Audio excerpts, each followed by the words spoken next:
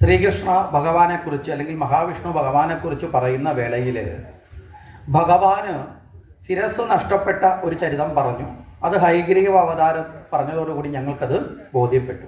ഇനി രണ്ടാമതങ്ങ് പറഞ്ഞത് മധുകൈടഭ വധം അല്ലേ, അസുരന്മാരെ വധിക്കാൻ 5000 വർഷം യുദ്ധം ചെയ്തിട്ട് സാക്ഷാൽ വിഷ്ണുവിന് സാധിക്കാതെ വന്നു. അങ്ങനെ വന്ന സമയത്ത് വിഷ്ണുവിന് ആ വിജയം നേടാൻ വേണ്ടി ഭഗവതിയുടെ അനുഗ്രഹം സ്വീകരിക്കേണ്ടി വന്നതായി പറഞ്ഞു. എന്തുകൊണ്ടാണ് സാക്ഷാൽ മഹാവിഷ്ണുവിന്, വൈകുണ്ഠവാരിയായ മഹാവിഷ്ണുവിന് എന്തുകൊണ്ടാണ് ഈ 2 അസുരന്മാരെ പരാജയപ്പെടുത്താൻ ഇത്രയും പ്രയാസം നേരിട്ടത് എന്ന് ചോദിച്ചു. അപ്പോൾ ആ വൃത്താന്തമാണ് പിന്നീട് പറയാൻ ആരംഭിക്കുന്നത്.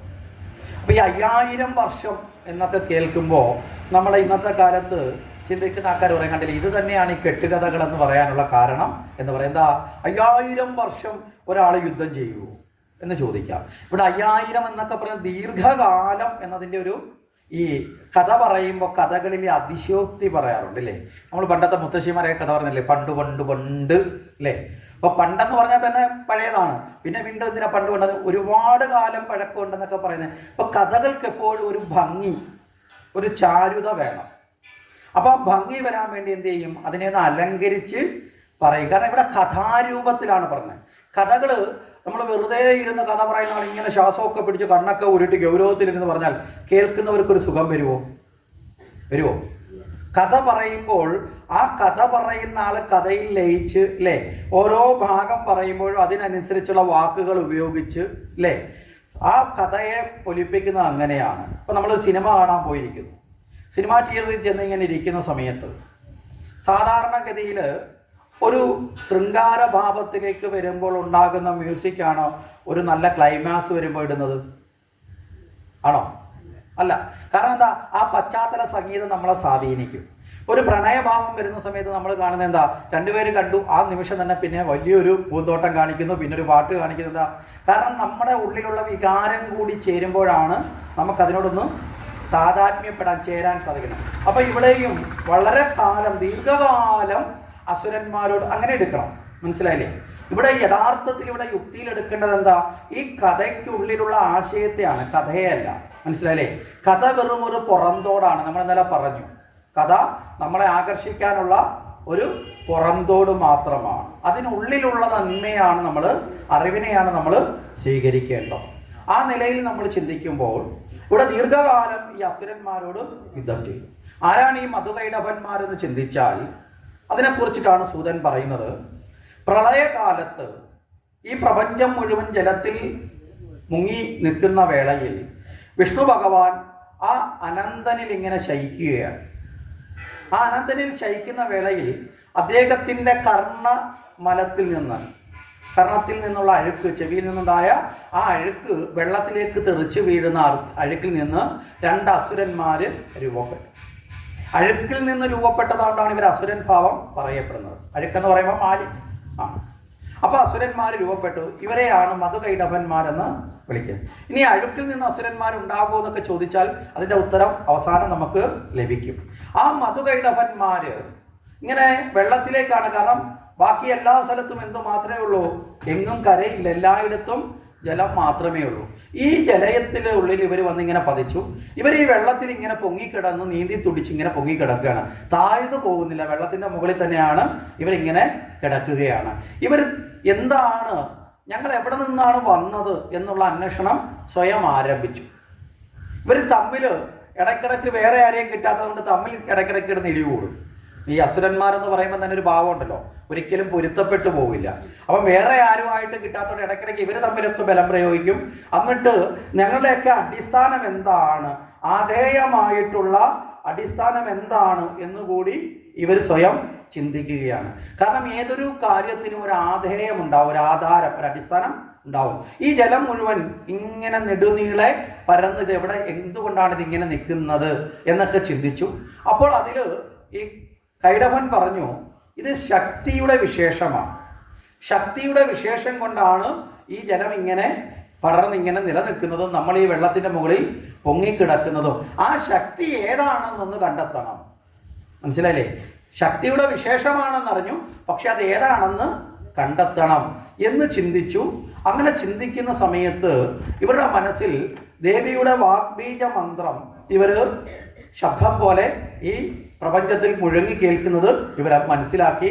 അപ്പൊ ആ ശ്രദ്ധയിലൂടെ ശബ്ദം കേട്ടപ്പോൾ ആ വാഗ്ബീജ മന്ത്രം ജപിച്ചുകൊണ്ട് ഇവര് ദേവിയെ തപസ് ചെയ്തു. ധ്യാനത്തിലേക്ക് ആ ശക്തിയെ അറിയാൻ വേണ്ടി അവര് തപസ് ചെയ്തു. അങ്ങനെ അതിലേക്ക് മുഴുകി. ഈ വാഗ്ബീജം എന്ന് പറയപ്പെടുന്ന മന്ത്രം ഐം എന്നുള്ളതാണ്. ഇന്നലെ നമ്മൾ പറഞ്ഞു, അവിടെ ഹയഗ്രീവൻ ദേവിയുടെ മായാബീജത്തെ ഉപാസിച്ചു. മായാബീജത്തിൽ ഹ്രീം എന്ന ശബ്ദമാണ്, ഇവിടെ ഐം എന്ന ശബ്ദം. ആ ഐം എന്ന ശബ്ദത്തെ ഉപാസിച്ചുകൊണ്ട് ഇവരത് ജപിച്ചുകൊണ്ട് ഇങ്ങനെ ദേവിയെ തപസ് ചെയ്തു.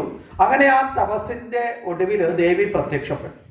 ദേവി പ്രത്യക്ഷപ്പെട്ടതോടുകൂടി ദേവി ഇവരോട് ചോദിച്ചു, എന്ത് വരം വേണം?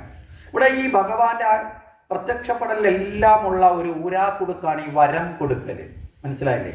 നമ്മളും അതിൽ പെട്ടുപോയിട്ടുണ്ട്. നമ്മളും അതുകൊണ്ട് ഭഗവാന്റെ അടുത്ത് നിന്ന് പലതും ചോദിക്കുന്നവരായിട്ടാണ് ഇപ്പോഴും ജീവിക്കുന്നത്, അല്ലേ?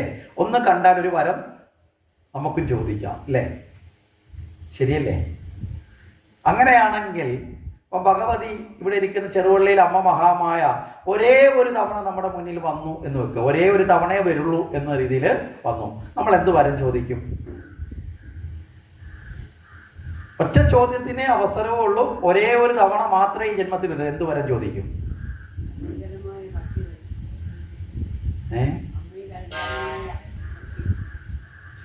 ഇത് തന്നെ ആയിരിക്കുമോ വരുമ്പോൾ ചോദിക്കുന്നത്? അതോ 10 ലക്ഷം വേണമെന്നാണോ? നിലവിലുള്ള കടം തീർക്കണമെന്നാണോ? ആ, ശരി, എന്തായാലും നല്ല ഉത്തരവാണ്. പക്ഷെ അങ്ങനെ തന്നെ ആയിരിക്കട്ടെ എന്ന് പ്രാർത്ഥിക്കുന്നു. പക്ഷെ പലപ്പോഴും നമ്മളിൽ ഭക്തന്മാരിൽ ഏറിയ പങ്ക് ആൾക്കാരും ചില മോഹങ്ങൾ മനസ്സിൽ കൊണ്ടു നടക്കുന്നവരായിരിക്കും. പക്ഷെ ഈ മോഹങ്ങൾ ഇന്നത്തെ മോഹമായിരുന്നോ ഇന്നലത്തെ മോഹം? ആണോ? ഇന്നത്തെയും മോഹമാണോ ഒരാഴ്ച മുമ്പുണ്ടായിരുന്നേ? അല്ല. മനസ്സിലായില്ലേ? ഇപ്പൊ പല പല മോഹങ്ങളായിരിക്കും. 15 വയസ്സിലുള്ള മോഹമാണോ 60 വയസ്സില്? അല്ല. 60 വയസ്സാകുമ്പോൾ നടുവേദനയ്ക്കൊക്കെ, അല്ലേ? 15 വയസ്സ് വീട്ടിൽ നിന്ന് കളിക്കാൻ വിടാത്തതിന്റെ വിഷമമായിരുന്നു. 60 വയസ്സാകുമ്പോൾ നടക്കാൻ വയ്യാത്തതിന്റെ വിഷമമായിരിക്കും. അങ്ങനെ പല പല മോഹങ്ങളും നമ്മളിൽ മാറി മറിയും. പക്ഷെ ഇവിടെ പരമമായ നിലയിൽ ഭക്തന് ഒരേ ഒരു മോഹം മാത്രമേ ഉണ്ടാവാവൂ. മനസ്സിലായില്ലേ? ഒരു മോഹവും ഇല്ലാതെ ഭഗവാനെ നിന്നെ ലഭിക്കാൻ അനുഗ്രഹിക്കണം. അതാണ് യഥാർത്ഥത്തിൽ ഭക്തനുണ്ടാകേണ്ട ഒരേ ഒരു ആഗ്രഹം. മനസ്സിലായില്ലേ? പല പല ചെറിയ ചെറിയ ആഗ്രഹങ്ങൾ ഇടയിൽപ്പെട്ടു പോകുമ്പോൾ യഥാർത്ഥ ആഗ്രഹം നമ്മളിൽ നഷ്ടപ്പെട്ടു പോകും. യഥാർത്ഥ ആഗ്രഹത്തിൻ്റെ മൂല്യം നമ്മൾ തിരിച്ചറിയാതെ പോകും. ഇവിടെ അതിന് ചില ഉദാഹരണങ്ങളുണ്ട്. ആ ഉദാഹരണങ്ങളിൽ വളരെ പ്രധാനമായി നമുക്ക് മനസ്സിലാക്കാൻ എളുപ്പം സാധിക്കുന്ന ഒന്നാണ് ഈ ഭാഗവതത്തിൽ പ്രഹ്ലാദന്റെ ചരിതം, അല്ലേ? ഭാഗവതത്തിൽ പ്രഹ്ലാദന്റെ അടുത്ത് നരസിംഹമൂർത്തി പ്രത്യക്ഷപ്പെട്ട് അവിടെ ഹിരണ്യകശുവിനെ നിഗ്രഹിച്ചതിന് ശേഷം പ്രഹ്ലാദനെ മടിയിലിരുത്തിക്കൊണ്ട് ഭഗവാൻ ചോദിക്കുന്നുണ്ട്, എന്ത് വരം വേണം? സാധാരണഗതിയിൽ ഈശ്വരാരാധനയിൽ ഏറ്റവും എതിർഭാഗത്ത് നിൽക്കുന്ന ആളാണ് പ്രഹ്ലാദൻ. എന്താ കാരണം? അസുരന്റെ പുത്രനാണ്, അല്ലേ? നമ്മളെ ഇന്നും പലരും തെറ്റിദ്ധരിപ്പിക്കുന്നത് ഭഗവാനെ ആരാധിക്കണമെങ്കിൽ ഏതെങ്കിലും കുലത്തിൽ ജനിക്കണം, അല്ലേ? ഏതെങ്കിലും വർണ്ണത്തിൽ ജനിക്കണം, അതുകൊണ്ടാണ് ഹിന്ദു സമൂഹം തെറ്റാണെന്നൊക്കെ പറഞ്ഞ് ഇപ്പോഴും തെറ്റിദ്ധരിപ്പിക്കുന്നത്. ശരിയല്ലേ? അതിനിപ്പോൾ പുതിയൊരു പേര് കൊടുത്തിട്ടുണ്ട്, ബ്രാഹ്മണിക്കൽ, ബ്രാഹ്മണ മേധാവിത്വം എന്നൊക്കെ പറഞ്ഞ് തെറ്റിദ്ധരിപ്പിക്കുന്നുണ്ട്. അതുകൊണ്ട് എന്തിനാണ് നമ്മുടെ ജനങ്ങൾ തമ്മിലടിക്കാൻ വേണ്ടി, ജനതയെ തമ്മിൽ അകറ്റാൻ വേണ്ടി, അതിനെ മുതലെടുക്കാൻ വേണ്ടി പലതരത്തിലുള്ള കാപട്യങ്ങൾ, രാഷ്ട്രീയ തന്ത്രങ്ങൾ കൊണ്ട് നമ്മുടെ മനസ്സിനെ മലീമസമാക്കി തമ്മിൽ കലഹിപ്പിച്ച് മുതലെടുക്കുന്ന കുറുക്കന്മാരുടെ ഇടയിലാണ് നമ്മളൊക്കെ ജീവിക്കുന്നത്. പറഞ്ഞു മനസ്സിലല്ലേ? ഇന്നും അത് ശക്തമാണ്, ഇപ്പോഴും നടക്കുന്ന പ്രവർത്തനമാണ്. അതുകൊണ്ടാണ് പറഞ്ഞത്. നമ്മൾ തിരിച്ചറിയണം. ഇവിടെയാണ് നമ്മുടെ അടിസ്ഥാനപരമായ ഭാഗവതത്തിൽ അസുരന്റെ മകൻ ഭഗവാനെ നേടി ഉത്തമ ഭക്തനാവുന്നു, അല്ലേ? ഭാഗവതത്തിൽ ഭഗവാന്റെ ഏറ്റവും പ്രധാനപ്പെട്ട ഭക്തൻ ആരാന്ന് ചോദിച്ചാൽ പ്രഹ്ലാദനാണ്. അത് കഴിഞ്ഞേ ഉള്ളൂ വേറെ ആർക്കും സ്ഥാനം. മനസ്സിലായില്ലേ? ഭഗവാനെ നേടിയതിൽ ഏറ്റവും ശക്തനായ ഭാവത്തിൽ കൃഷ്ണന്റെ ചരിതമാണ് ഭാഗവതം പറയുന്നതെങ്കിലും നരസിംഹാവതാരത്തിൻ്റെ ഭാവത്തിൽ ചിന്തിച്ചാൽ പ്രഹ്ലാദനാണ് ഭാഗവത ഉത്തമൻ എന്ന് പറയുന്നത്. കൃഷ്ണാവതാരത്തിൽ കടന്നു വരുന്ന കുചേലനേക്കാളും ഒരു പടി മുമ്പിൽ ആരുണ്ട്? പ്രഹ്ലാദൻ. കുചേലന് പ്രാരാബ്ദം മുഴുവൻ വരേണ്ടി വന്നു ഭഗവാനെ തിരിച്ചറിയാൻ. മനസ്സിലായില്ലേ? പ്രഹ്ലാദനോ ജന്മനാ ഭഗവാനെ തിരിച്ചറിഞ്ഞു. അനേകം എതിർപ്പുകൾ, സ്വന്തം പിതാവിൽ നിന്നുള്ള ക്രൂരമായ താടനങ്ങളും ഭീഷണിയും എല്ലാം ഉണ്ടായിട്ടും ആ പ്രതിസന്ധികളിൽ ഒന്നും പതറാതെ അല്ലേ നിർഭയഭാവത്തോടുകൂടി ആരെ ഭജിച്ചു? ഭഗവാനെ ഭജിച്ചു. അങ്ങനെയുള്ള പ്രഹ്ലാദനോടാണ് ഭഗവാൻ ചോദിച്ചത് എന്ത് വരം വേണം? പ്രഹ്ലാദൻ എന്ത് വരം വേണമെന്നാ പറഞ്ഞത്? എന്തിനാ ഭാഗവത്തിൽ ആ കഥ ഉൾപ്പെടുത്തിയിരിക്കുന്നത് വെച്ചാൽ ഓരോ ഭക്തനും എന്താണ് യഥാർത്ഥത്തിൽ ഭഗവാനിൽ നിന്ന് നേടേണ്ടതെന്ന് നമ്മളെ പഠിപ്പിക്കാനാണ്. പ്രഹ്ലാദൻ പറഞ്ഞു, ഭഗവാനെ ഒരു വരവും ചോദിക്കാതിരിക്കാൻ ഒരു വരം തരണം. മനസ്സിലായില്ലേ? എൻ്റെ മനസ്സിൽ ഒരു മോഹങ്ങളും ഉണ്ടാകരുത്. പിന്നെയോ നിന്റെ പാദസ്മരണ മാത്രം ഒന്നും ഉണ്ടാവണം. ഭഗവാന്റെ പാദസ്മരണ മാത്രമായിരിക്കണം എൻ്റെ ഉള്ളിലെന്നും ഉണ്ടാകേണ്ടത്. പിന്നെ ഒരിക്കൽ പോലും എനിക്ക് വഴിതെറ്റാനുള്ള കാരണം നീ ഉണ്ടാക്കരുത്. എന്താ വഴിതെറ്റല്? ഈ മോഹങ്ങൾ വരിക എന്ന് പറയുന്നത് വഴിതെറ്റലാണ്. അതുകൊണ്ടാണ് ഭക്തിയിൽ മോഹങ്ങൾ പാടില്ല എന്ന് നമ്മൾ ഇന്നലെ സൂചിപ്പിച്ചു. നമ്മുടെ പുരാണങ്ങളെല്ലാം ആവർത്തിച്ച് നമ്മളെ പഠിപ്പിക്കുന്നത്. മനസ്സിലായില്ലേ? പക്ഷെ നമ്മളിൽ പല ആൾക്കാർ ഏറിയ പങ്ക് മോഹം കൊണ്ടാ. എവിടെ പോയാലും ഏത് കാര്യം സാധിക്കും. മനസ്സിലായില്ലേ? ഇപ്പൊ ചില ഭക്തന്മാർ അങ്ങനെയാ. ഇന്നടുത്ത് പോയി ഉരുളി കമത്തിയാൽ ഇത് കിട്ടും, അവിടെ പോയിട്ട് തലകുത്തി വീണാൽ ഇത് കിട്ടും, അവിടെ പോയി മണി കെട്ടിയാൽ അത് കിട്ടും, ഇവിടെ പോയിട്ട് കല്ല് വാരി എറിഞ്ഞാൽ അത് കിട്ടും. മനസ്സിലായോ? ഇവിടെ പോയി എന്ന് പറഞ്ഞിട്ട് ഇങ്ങനെ ഓടി അതെ, പലരും അങ്ങനെയാണ് ഭഗവാനെ ഭജിക്കുന്നത്. എല്ലായിടത്തും പോകാം, എല്ലാം ചെയ്യാൻ കുഴപ്പമൊന്നുമില്ല. പക്ഷേ അതല്ല വേണ്ടത്. അടിസ്ഥാനം എന്ന് പറയുന്നത് ഈശ്വരനുള്ള ദൃഢമായ ബോധമാണ്. അപ്പൊ ഭഗവാനെ നേടാനുള്ളതാണ് ഭക്തി.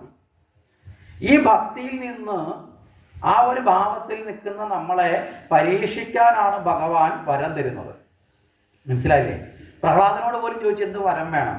പരീക്ഷിക്കാനാണ്. അപ്പൊ പ്രഹ്ലാദൻ അത് വേണ്ട എന്ന് ഉപേക്ഷിച്ചപ്പോഴാണ് പ്രഹ്ലാദൻ ഉത്തമ പുരുഷനായി മാറിയത്. നേരെ മറിച്ച് പ്രഹ്ലാദൻ ഒരു വരം ചോദിക്കുകയാണ്, എനിക്ക് ലോകത്തിലെ ഏറ്റവും വലിയ ശക്തിമാനാവണം. അതോടുകൂടി പ്രഹ്ലാദൻ എന്തായി മാറി?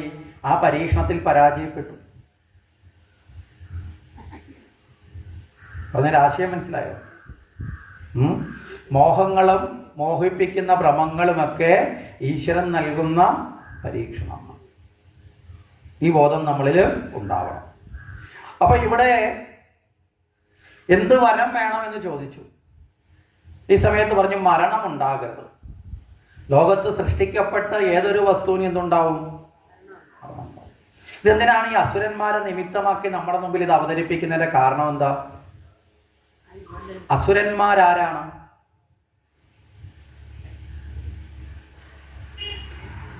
ദേവന്മാരും അസുരന്മാരും ഇല്ലേ? രണ്ട് പ്രധാന ഭാഗമല്ലേ എല്ലാ പുരാണത്തിലും. ദേവന്മാരാരാണ്?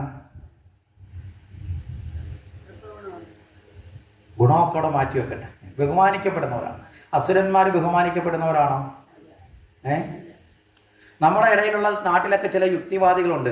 അവർ പറയും ദേവന്മാർ ഈശ്വരനില്ല അതില്ല എന്ന് പറയും. ഇവരാരെങ്കിലും അവരെ കൊച്ചുങ്ങൾക്ക് ഇന്ന് വരെ രാവണൻ എന്ന് പേരിട്ട് കണ്ടിട്ടുണ്ടോ? ഉണ്ടോ? ഇവരാരെങ്കിലും ഇവരെ കുഞ്ഞുങ്ങൾക്ക് ഹിരണ്യഗർഭ അല്ല ഹിരണ്യാശു എന്നോ ഹിരണ്യകശിപു എന്നോ പേരിട്ട് കണ്ടിട്ടുണ്ടോ? അവരും പേരിടുന്ന സീതാറാം എന്നും രാമകൃഷ്ണനെന്നും ഗോപാലകൃഷ്ണനെന്നും വിജയനെന്നും അച്യുതാനന്ദനെന്നും ഇല്ലേ? മനസ്സിലായില്ലേ?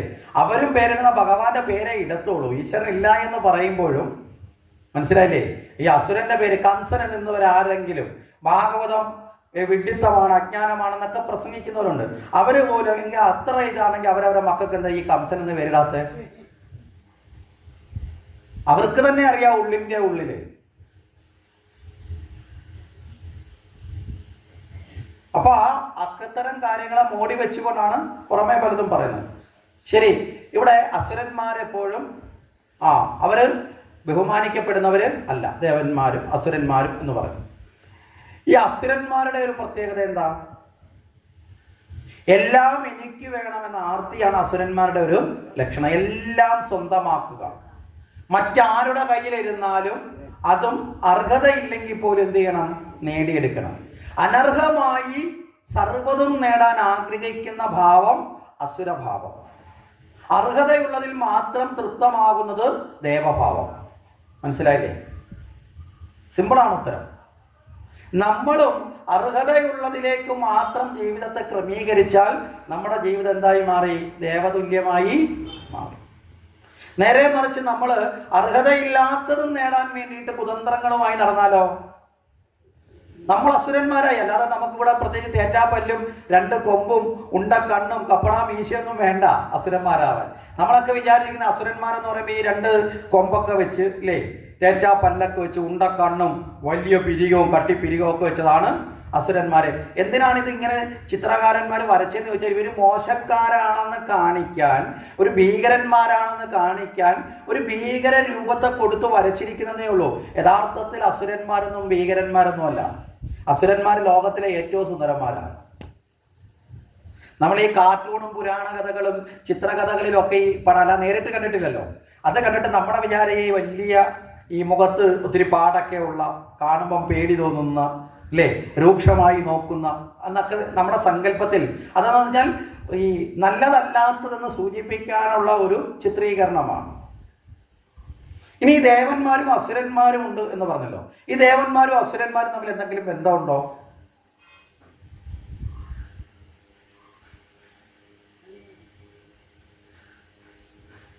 ഉണ്ടോ?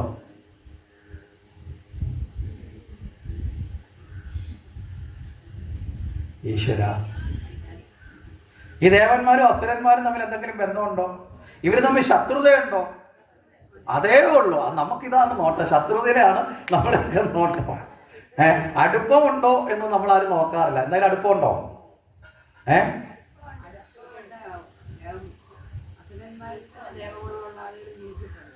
ഞാൻ അസുരന്മാരും ദേവന്മാരും ബന്ധമുണ്ടോ എന്നേ ചോദിച്ചോളൂ. അങ്ങോട്ടും ഇങ്ങോട്ടും ഇല്ല. അവിടെയാണ് നമ്മൾ ഈ പുരാണത്തെ മനസ്സിലാക്കുന്നതിൻ്റെ ആദ്യത്തെ കല്ലിൽ പറ്റിയ തെറ്റ്.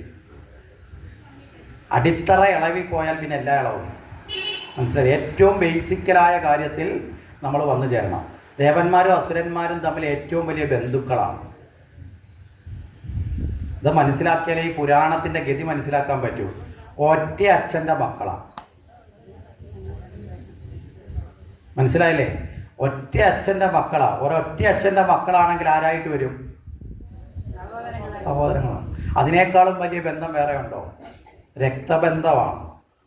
നമ്മൾ പറഞ്ഞില്ല, ലോകത്തിലെ ഏറ്റവും വലിയ ബന്ധം രക്തബന്ധം. രക്തം രക്തത്തെ തിരിച്ചറിയുന്നൊക്കെ നമ്മുടെ നാട്ടിൽ പറയാറില്ലേ?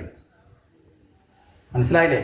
പുരാണത്തിൻ്റെ ഗതി അറിയണമെങ്കിൽ ഈ അടിസ്ഥാന കാരണങ്ങളെക്കുറിച്ച് ചിന്തിച്ചറിയണം. ഇല്ലെങ്കിൽ നമ്മൾ എല്ലാ കാലവും പുരാണത്തിൻ്റെ പുറമേയുള്ള കഥകൾ മാത്രം അറിഞ്ഞു പോകുന്നവരായി മാറും. ഒരച്ഛൻ്റെ മക്കളാണ്. അച്ഛൻ്റെ പേരെന്താ? അസുരന്മാർ അച്ഛൻ്റെ പേരറിയാൻ അസുരന്മാർ മോശക്കാരാ, അതുകൊണ്ട് ഞങ്ങൾ തിരക്കുന്നില്ല എന്ന് വെട്ടൊക്കെ. ദേവന്മാരുടെ അച്ഛൻ്റെ പേരെന്താ? അത് പറഞ്ഞാലോ. ശിവൻകുട്ടിയോ?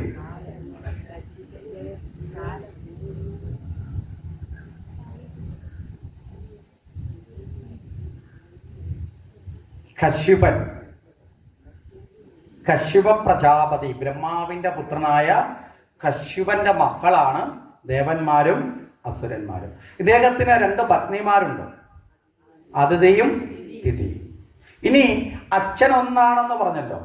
ഇനി ആ തലത്തിൽ മാത്രമേ ബന്ധമുള്ളൂ? അല്ല. അമ്മമാര് 2 പേര് സഹോദരിമാരാണ്. മനസ്സിലായില്ലേ? അപ്പൊ അച്ഛന്റെ സ്ഥാനം മാറ്റി നിർത്തിയാൽ ഇവര് സഹോദരങ്ങളാണ്. ജ്യേഷ്ഠത്തി അനിയത്തി മക്കള് ഇല്ലേ? ഇളയമ്മ മൂത്തമ്മ മക്കളെന്ന് പറയുമ്പോൾ എന്താണ്? സഹോദര ബന്ധമല്ലേ? അപ്പൊ അച്ഛന്റെ സ്ഥാനം മാറ്റി നിർത്തിയാലും ബന്ധമാണ്. മനസ്സിലല്ലേ? ഇത്രയും അടുത്ത ബന്ധം ദേവന്മാർക്കും അസുരന്മാർക്കും ഉണ്ട്. അതിന്റെ അർത്ഥം ഈ ജീവിതത്തിന്റെ മൂല്യവും മൂല്യമില്ലായ്മയുമാണ് ഇവിടെ നമ്മൾ മുമ്പ് ചിത്രീകരിക്കുന്നത്. മൂല്യം എന്ന് പറഞ്ഞാൽ ശ്രേഷ്ഠത, അത് ദേവത്വം. മൂല്യമില്ലായ്മ എന്ന് പറഞ്ഞാൽ അസുരത്വം. അതുകൊണ്ടാണ് നമ്മളിൽ തന്നെ ഇത് രണ്ടും വരാം. മനസ്സിലായില്ലേ? അപ്പൊ നമ്മൾ ഇതിന്റെ മധ്യത്തിൽ നിൽക്കുന്ന നമ്മൾ ഏതിലേക്ക് പോകാൻ തീരുമാനിക്കണം? ദേവത്വത്തിലേക്ക്, മൂല്യത്തിലേക്ക് പോകാൻ ശീലിക്കണം. ഇല്ലെങ്കിൽ നമ്മൾ ആരായി മാറും? അസുരന്മാരായി മാറും. നമ്മളെ നേരെയാക്കാനാണ് പുരാണം. ഭഗവാന്റെയും ഭഗവതിയുടെയും കഥ പറയുന്നേ ഉള്ളൂ. ഈ കഥയിലൂടെ സജ്ജന സമാഹരണം, സജ്ജന സൃഷ്ടി, അല്ലേ? സജ്ജനം എന്ന് പറഞ്ഞാൽ എന്താ? രാവിലെ എണീറ്റ് കുളിച്ച് വൃത്തിയായി നല്ല വസ്ത്രങ്ങളൊക്കെ ഇട്ട് ചന്ദനക്കുറിയൊക്കെ ഇട്ട് നടക്കും, അങ്ങനെയാണോ? പിന്നെന്താ സജ്ജനത്തിന്റെ ലക്ഷണം?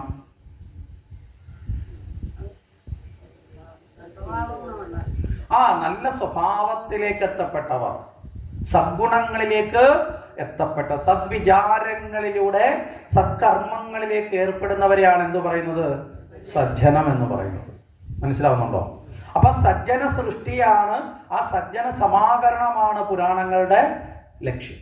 കാരണം സജ്ജനങ്ങൾ ഉണ്ടെങ്കിൽ മാത്രമേ ഒരു സമാജം നല്ലതായി മാറും. സമാജം നല്ലതാണെങ്കിൽ ആ നാട് നന്നാവും, അല്ലേ? ശരിയല്ലേ? സജ്ജനങ്ങൾ ഉണ്ടെങ്കിൽ മാത്രമേ ധർമ്മം ആചരിക്കപ്പെടുകയുള്ളൂ. സജ്ജനങ്ങൾ ഇല്ലാണ്ടായാൽ അവിടെ എന്തുണ്ടാവും? അധർമ്മം ഉണ്ടാവും, അല്ലേ? അധർമ്മത്തെ ഇല്ലാതാക്കാനല്ലേ ഭഗവാന്റെ അവതാരങ്ങളൊക്കെ, അല്ലേ? പരിത്രാണായ സാധൂനാം വിനാശായ ചതുഷ്കൃതാം ധർമ്മ സംസ്ഥാപനാർത്ഥായ, അല്ലേ? സംഭവാമി യുഗയും. ധർമ്മത്തെ പുനഃസ്ഥാപിക്കാൻ ഭഗവാൻ അവതരിക്കുന്നത് പോലും അതിനാണ്, ധർമ്മ പുനഃസ്ഥാപനം. അത്ര പ്രാധാന്യമാണ് ജീവിതത്തിൽ എന്തിനുള്ളത്? ധർമ്മത്തിന്. കാരണം ധർമ്മത്തിലൂടെ മാത്രമേ സത്യത്തെ കണ്ടെത്താൻ പറ്റൂ, അല്ലേ? പരമമായ സത്യം എന്താണ്? ഈശ്വരനാണ്. അപ്പൊ പരമമായ സത്യമായ ഈശ്വരനെ അനുഭവിക്കുവാനും കണ്ടെത്തുവാനും ജീവിതത്തിൽ ധർമ്മബോധം, ധർമാചരണം ഉണ്ടാവണം. ആ ധർമ്മം ക്ഷയിച്ചാൽ ഈശ്വരീയ ശക്തി നഷ്ടപ്പെട്ടു. ഭഗവാന്റെ ചൈതന്യം ധർമ്മത്തിലാണ്. അതുകൊണ്ടാണ് ഭഗവാൻ ആ ധർമ്മത്തെ ഉയർത്താൻ, അധർമ്മത്തെ ഇല്ലാതാക്കാൻ ദേവനും ദേവിയൊക്കെ അവതരിക്കുന്നത്. അല്ലാതെ ഏതെങ്കിലും അസുരനോട് ശത്രുത വന്നിട്ടാണോ വരുന്നത്? ആണോ? അല്ല. ദേവന്മാരാരും ശത്രുത വന്നിട്ടല്ല വരുന്നത്. അവർ അധർമ്മികളെ ഇല്ലാതാക്കുന്നത്, ദുർഗുണങ്ങളെ ഇല്ലാതാക്കി സദ്ഗുണങ്ങളെ വർദ്ധിപ്പിക്കും, സദ്ഗുണങ്ങളുള്ളവരെ വർദ്ധിപ്പിക്കും. അതുകൊണ്ടാണ് അസുരന്റെ പുത്രനായ പ്രഹ്ലാദനെയും ഭഗവാൻ ഉയർത്തി. സ്വന്തം അച്ഛനായ ഹിരണ്യകശിപുവിനെ വധിച്ചു, അല്ലേ? ഒരു സൈഡിൽ ദുർഗുണമുണ്ടായിരുന്ന അച്ഛനെ വധിച്ചു, സദ്ഗുണമുണ്ടായിരുന്ന മകനെ സംരക്ഷിച്ചു, അനുഗ്രഹിച്ചു. അപ്പൊ സദ്ഗുണമാണ് സജ്ജനങ്ങളുടെ ലക്ഷണം. അപ്പൊ നമ്മളും ഭഗവാനെ ആരാധിക്കുമ്പോൾ, ഭഗവാനെ നമ്മളും ഭക്തിയോടുകൂടി നമസ്കരിക്കുമ്പോൾ നമ്മളിൽ എന്തുണ്ടാവണം? സദ്ഗുണങ്ങൾ ഉണ്ടാവണം.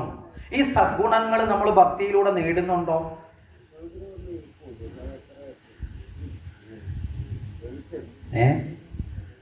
ചില ചോദ്യങ്ങൾ ഇച്ചിരി പ്രയാസമല്ലേ? ഈ സദ്ഗുണങ്ങളെ നേടാനാണ് ഭക്തി. മനസ്സിലായില്ലേ? ഭഗവാനിൽ നിന്ന് നമ്മൾ ഭഗവാനെ അറിഞ്ഞ് ആ ഭഗവാനിൽ നിന്നുള്ള ഗുണങ്ങൾ നമ്മളിലേക്ക് പകരണം. ഈശ്വരൻ എന്ന ഭഗവാൻ എന്ന സങ്കല്പം തന്നെ ഗുണസ്വരൂപൻ എന്നാണ്. അല്ല ദേവതയ്ക്ക് ഇങ്ങനെ ഒരു രൂപമൊന്നുമില്ല യഥാർത്ഥത്തിൽ. ഈ രൂപമൊക്കെ ചില ഗുണത്തിന്റെ തത്വത്തിൽ സങ്കല്പിച്ചിരിക്കുന്നതാണ്. മനസ്സിലായില്ലേ? യഥാർത്ഥത്തിൽ ഈശ്വര സങ്കല്പം എന്ന് പറയുമ്പോൾ നമുക്ക് എത്ര ഈശ്വരന്മാരുണ്ട്?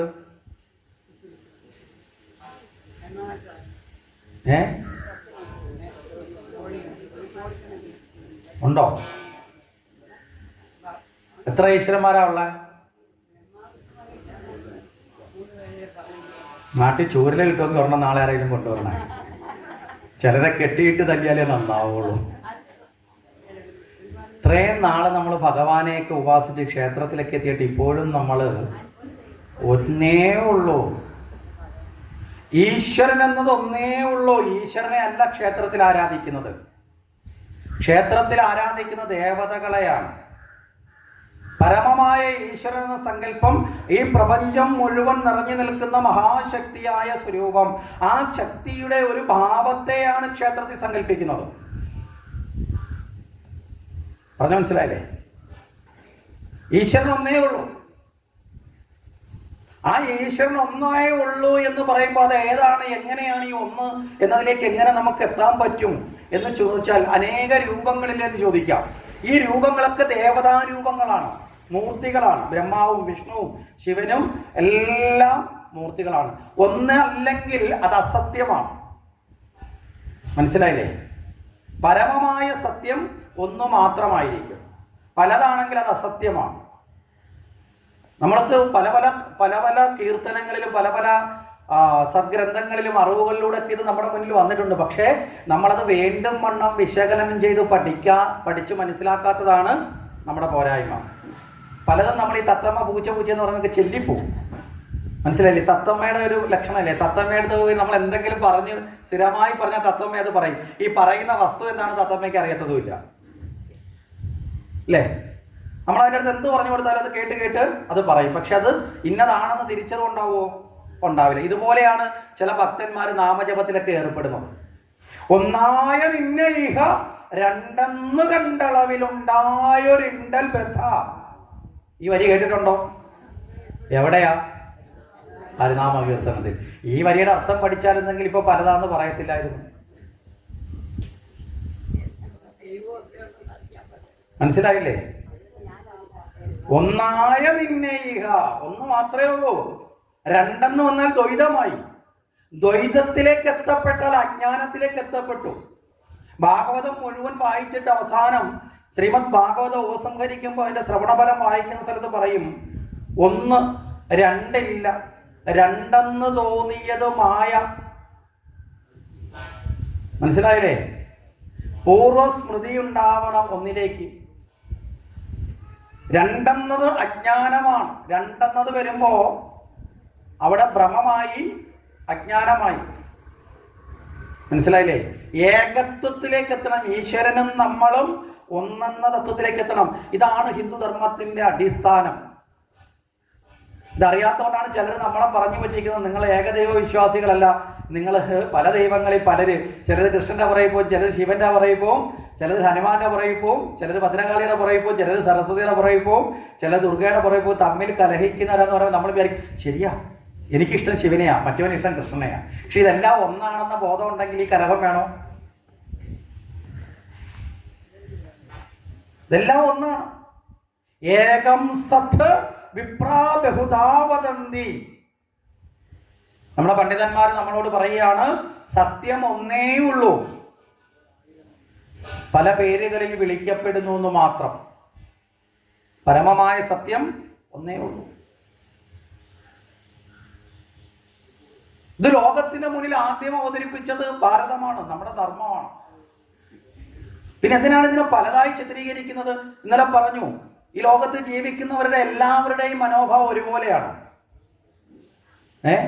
ഒരേ അളവിൽ തുണിയെടുത്ത്, ഒരേ കളർ തുണിയെടുത്ത് ഒരേ അളവിൽ തച്ചിട്ട് എല്ലാവരും ഇടാൻ പറഞ്ഞാൽ ഈ നാട്ടിന്റെ അവസ്ഥ എന്തായിരിക്കും?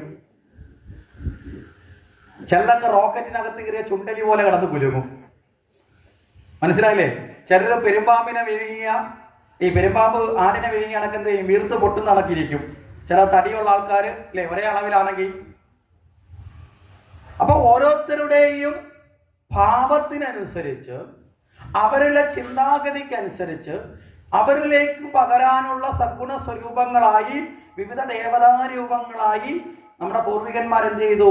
അതിനെ ചിത്രീകരിച്ച് ചമച്ചു. അതാണ് ദേവതാരൂപങ്ങൾ. ഇപ്പൊ വേദങ്ങളിൽ പോയാൽ ഈ ദേവതാരൂപങ്ങളൊന്നുമില്ല, അവിടെ ഏകമായ ബ്രഹ്മം. അതുകൊണ്ടാണ് നമ്മൾ എല്ലാ ദിവസവും ചെല്ലേണ്ടതായ ഒരു ഗുരുവന്ദനമുണ്ട്. എന്താ? ഗുരു ബ്രഹ്മ, ഗുരു വിഷ്ണു, ഗുരുദേവോ മഹേശ്വര, ഗുരു സാക്ഷാൽ പരബ്രഹ്മം. അപ്പൊ ബ്രഹ്മാവും വിഷ്ണുവും ദേവിയും എന്ന് പറയുന്നത് എല്ലാം എന്താണ്? പരബ്രഹ്മമാണ്. അതാണെന്നോ പെണ്ണെന്നോ ഉള്ള വ്യത്യാസമില്ല. മനസ്സിലായില്ലേ? നമ്മളതെങ്ങനെ ചിന്തിച്ചു പഠിക്കണം. നമ്മൾ ചില ക്ഷേത്രത്തിൽ ചെല്ലുമ്പോൾ എഴുതി വെക്കൂല അമ്മേ നാരായണ. അമ്മ എങ്ങനെ നാരായണനാവുന്നത്? നമ്മുടെ വീട്ടിൽ നമ്മളെ കുട്ടി നമ്മളോട് വരുമ്പോ, അമ്പലത്തിൽ വരുമ്പോൾ ചോദിക്കണം, അമ്മ ഈ അമ്മ എങ്ങനെ നാരായണനാവുന്നെന്ന് ചോദിച്ചാൽ എന്ത് മറുപടി പറയും? അത് നമ്മളിപ്പോ പറഞ്ഞതുകൊണ്ട് ഇപ്പൊ ഇത് പറയും. അന്നേരം ആണെങ്കിൽ കൊച്ചിനോട് പറയും, യോ മോനെ അങ്ങനെയൊന്നും പറയലടാ, ദോഷം കിട്ടും അല്ലേ? കൊച്ചു വായിൽ വലിയ വർത്താനം പറയല്ലേ, ഇതുകൊണ്ടാണ് നിന്നെ എങ്ങും കൊണ്ടുപോകാത്തതെന്ന് പറഞ്ഞ് വേണമെങ്കിൽ ഒന്ന് ഭീഷണിപ്പെടുത്തുകയും ചെയ്യും. അതോടുകൂടി ആ കുട്ടിക്ക് അറിയാനുള്ള താല്പര്യം നഷ്ടപ്പെടും. അതല്ല വേണ്ടത്. ഇത്തരം കാര്യങ്ങളിൽ നമ്മൾ ജിജ്ഞാസ ഉണ്ടാവണം, നമ്മൾ ചിന്തിക്കണം. ഇത് മാത്രമല്ല, എഴുതി വെച്ചിരിക്കുന്ന കാര്യത്തിൽ മാത്രമല്ല, ഏതൊരു അനുഷ്ഠാനം നമ്മുടെ മുന്നിലുണ്ടെങ്കിലും അതെന്താണ് എന്ന് ചോദിച്ച് അതിൻ്റെ ഉത്തരം കൃത്യമാണെങ്കിൽ മാത്രമേ അത് സ്വീകരിക്കാവൂ. ഇല്ലെങ്കിൽ നമ്മളെ അന്ധവിശ്വാസത്തിൽ കൊണ്ട് ഒരുപാട് പറ്റിക്കൽ നടത്തും. പറഞ്ഞാൽ അർത്ഥം മനസ്സിലായോ? ഈ ഭക്തന്മാരിൽ വലിയൊരു ശതമാനം ആൾക്കാർ അന്ധവിശ്വാസികളും കൂടാ. എന്താ കാരണം അറിയോ? ശരിയായ ഉത്തരം കണ്ടെത്താതെ ആരെങ്കിലും ഒക്കെ പറയുന്നത് കേട്ട് അത് പണികളെല്ലാം ചെയ്യാൻ പോകുന്ന ഭക്തന്മാരാണ്. അങ്ങനെ പോയി ആപത്തിൽപ്പെട്ടിട്ട് അവസാനം എന്നെ പറ്റിച്ചേ, എന്നെ വഞ്ചിച്ചേ എന്ന് പറഞ്ഞ് കരഞ്ഞുകൊണ്ട് കിടക്കും. ഈ അടുത്ത സമയത്ത് നമ്മുടെ നാട്ടിൽ നിന്നൊരു തന്ത്രി എന്നൊക്കെ പേരിട്ട് നടന്ന അവരെ ജോത്സ്യനെ പിടിച്ചു പോലീസ്. കൊല്ലം ജില്ലയിലെ പുത്തൂർ എന്ന് പറയുന്ന സ്ഥലത്ത് ബാധ ഒഴിപ്പിക്കാൻ ചെന്നതാണ്. 15 വയസ്സുള്ള മോളെയും കൊണ്ട് ബാധ ഒഴിപ്പിക്കാൻ. എൻ്റെ കാഴ്ചപ്പാടിൽ ആ ജോത്സ്യനല്ല കുഴപ്പം, അവൻ കള്ളൻ്റെ സ്വഭാവം കാണിക്കും.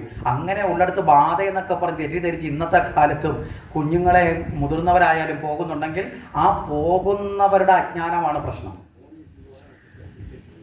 ഇന്നത്തെ കാലത്ത് നടക്കുന്നുണ്ട്. സപ്താഹവേദിയിൽ പോലും ചിലർ വന്ന് ചോദിക്കും, അതേ കൈവശം തന്നത് ഒഴിപ്പിക്കാൻ എന്താ മാർഗം? ഒറ്റ മാർഗമുള്ളൂ, നല്ലൊരു മടൽ വെട്ടി ചോദിക്കാൻ വരുന്നവരെ അടിക്കുക. കാരണം എന്താ? ഇതൊക്കെ തെറ്റായ കാപട്യമാണ്. കൈവശം, കൂടുപാത്രം, ഇങ്ങനെയുള്ള നെഗറ്റീവായ കാര്യങ്ങളുടെ പേരിൽ പണം ചെലവാക്കി എവിടൊക്കെ പോയി എന്തൊക്കെ ചെയ്യാവുന്ന തിരക്കി നടക്കുന്ന അന്ധവിശ്വാസത്തിൽ നിന്ന് ആദ്യം ഹിന്ദു സമൂഹം പുറത്തു വരണം. ഇങ്ങനെ ഒരു സാധനം ഇല്ല. ശരിയായ ഈശ്വര വിശ്വാസികൾക്ക് ഇത്തരം സാധനങ്ങളുടെ പുറകിൽ പോകത്തില്ല. അവര് ആരാ പോകുന്നത്? ശരിയായ വിശ്വാസമില്ലാത്ത ഭക്തന്മാർ പോകും. അവരെയാണ് അന്ധവിശ്വാസികൾ എന്ന് ഞാൻ പറഞ്ഞത്. മനസ്സിലായില്ലേ? യുക്തിവാദികളെക്കാൾ അപകടകാരികൾ അന്ധവിശ്വാസികൾ. യുക്തിവാദികൾ ഈശ്വരൻ ഇല്ലെന്നും പറഞ്ഞങ്ങ് നടക്കുക. അവരങ്ങനെ നടന്നോട്ടെ. അനുഭവം വരുമ്പോൾ അവർ വന്ന് ദൈവമേ എന്ന് വിളിച്ചോളും. ഒരുപാട് പേരിപ്പം വിളിക്കുന്നുമുണ്ട്, ഇല്ലേ? അവരെക്കാൾ അപകടമാണ് ചില ആൾക്കാർ. ആരെങ്കിലും 4 കുറിയിട്ട് എവിടെങ്കിലും ആ 2 രുദ്രാക്ഷമാലയെ കെട്ടി 5 കബഡിയും പിറക്കി അവിടെ ഇരുന്നാൽ അവരെ മുമ്പിൽ പോയി തല വെച്ച് കൊടുക്കും. മനസ്സിലായില്ലേ? അവർക്കറിയാവുന്ന സർവ്വ വളഞ്ഞ വഴികളും നമ്മളെ പഠിപ്പിക്കും.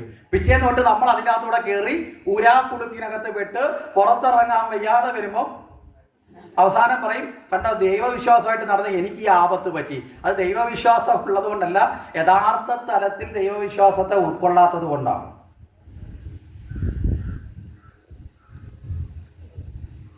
ആരും ആ വഴിക്ക് പോയിട്ടുള്ള ആർക്കെങ്കിലും വിഷമം തോന്നിയിട്ടുണ്ടെങ്കിൽ അതങ്ങ് ഉപേക്ഷിച്ചേക്കുകയാണ്. നിങ്ങൾക്കുള്ളതല്ല ഈ എപ്പിസോഡ്. അല്ല, ഞാനിത് പറഞ്ഞത് വലിയൊരു ശതമാനം ഉണ്ട്. അതുകൊണ്ടാണ് പറഞ്ഞത്. തുറന്ന് ചില കാര്യങ്ങൾ നമ്മൾ ചിന്തിച്ചു പോകണം. അല്ലെങ്കിൽ നമ്മൾ ഈ പറയുന്ന കണക്ക് ഈ പുറമേ വെള്ള പൂശിയിട്ട് കാര്യമില്ല.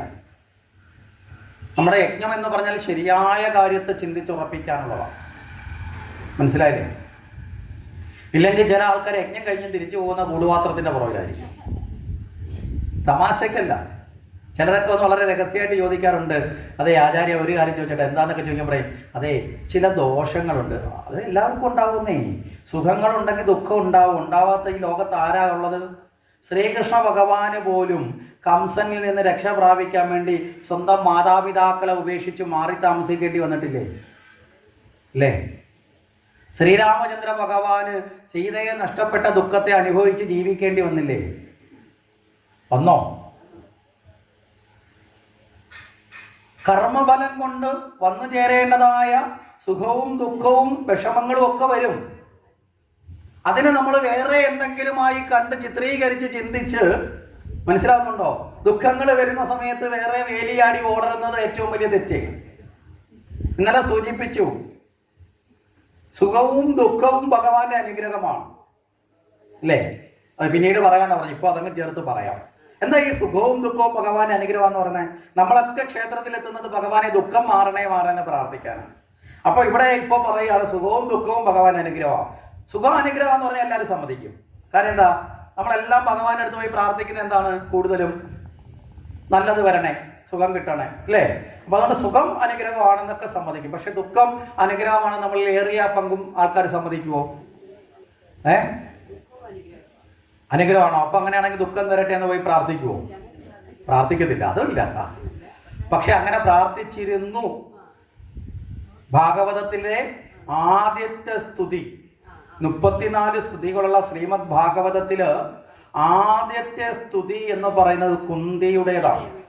കുന്തി ദേവി ഭഗവാനെ നേരിൽ കണ്ടുകൊണ്ട് ഭഗവാനെ നമസ്കരിച്ച് സ്തുതിക്കുകയാണ്. ഭഗവാന്റെ ചിറ്റമ്മയാ.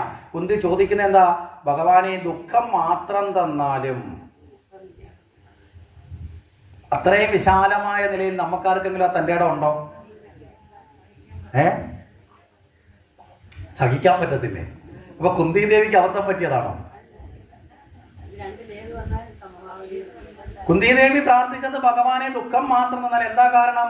കുന്തി ദേവിക്ക് ഭഗവാന്റെ സായുജ്യം ഏറ്റവും കൂടുതൽ കിട്ടിയിട്ടുള്ളത് ദുഃഖമായ അവസ്ഥയിൽ ഭഗവാനെ പ്രാർത്ഥിച്ച വേളയിലാണ്. മനസ്സിലായില്ലേ? ദുഃഖങ്ങൾ ഉണ്ടായ വേളയിലെല്ലാം കുന്തി ദേവി ആരെ ഭജിച്ചു? കൃഷ്ണനെ ഭജിച്ചു.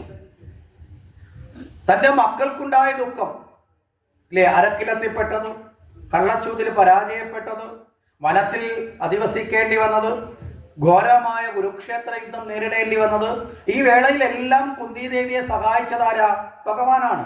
അപ്പൊ ഭഗവാനെ നേടാൻ ഏറ്റവും തീവ്രമായി കുന്തിക്കുണ്ടായ ഭാവം ദുഃഖമാണ്. അതുകൊണ്ട് ആ ഭഗവാനെ എപ്പോഴും നേടാനുള്ള വഴി എന്നിൽ തുറന്നു തന്നെ. ഇതാണ് കുന്തി ദുഃഖത്തെ പ്രാധാന്യം. ദുഃഖം വരാനല്ല, എപ്പോഴും നേടാൻ. നമുക്ക് ഏത് സമയത്താണോ ഭഗവാനെ നേടാൻ സാധിക്കുന്നത് ആ അവസ്ഥ എന്ത് ചെയ്യണം? വർദ്ധിച്ചു വരണം. മനസ്സിലായില്ലേ?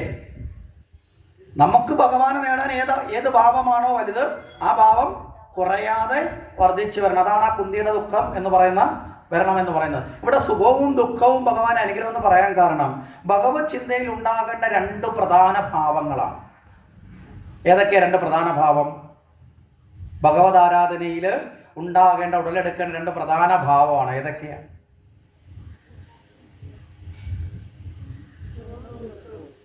അതല്ലല്ലോ, അതവിടെ നിൽക്കട്ടെ. അത് നമ്മുടെ ജീവിതത്തിൽ ഉണ്ടാവുന്ന ഭഗവാനോടുള്ള ഭാവത്തിൽ നമ്മുടെ ഉള്ളിൽ ഉടലെടുക്കുന്ന രണ്ട് ഭാവമാണ്.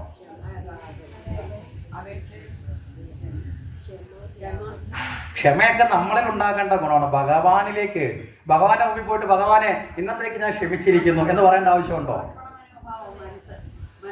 സ്മരണയും ആശ്രയവും. മനസ്സിലായില്ലേ? ഭഗവാനോടുള്ള സ്മരണ ഉണ്ടാവണം. ഈശ്വര എന്നുള്ള സ്മരണ, എപ്പോഴും ഭഗവാനെ സ്മരിക്കുക. അതാണ് ഒരു ഭക്തന്റെ ഉത്തമ ലക്ഷണം. രണ്ടാമതോ, പരിപൂർണമായും ആരെ ആശ്രയിക്കണം? ഭഗവാനെ ആശ്രയിക്കണം. ഈ രണ്ട് ഘടകങ്ങളാണ് ഒരു ഭക്തന് ഭഗവാനിലേക്ക് പറന്നു ചെല്ലാനുള്ള രണ്ട് ചിറകുകൾ. ഒരു പക്ഷി അതിൻ്റെ ലക്ഷ്യസ്ഥാനത്തേക്ക് അല്ലേ, അത് പറന്നിരുന്ന ഒരു ചിറക് അടിച്ചിട്ടാണോ? അല്ല, രണ്ട് ചിറകും അല്ലേ.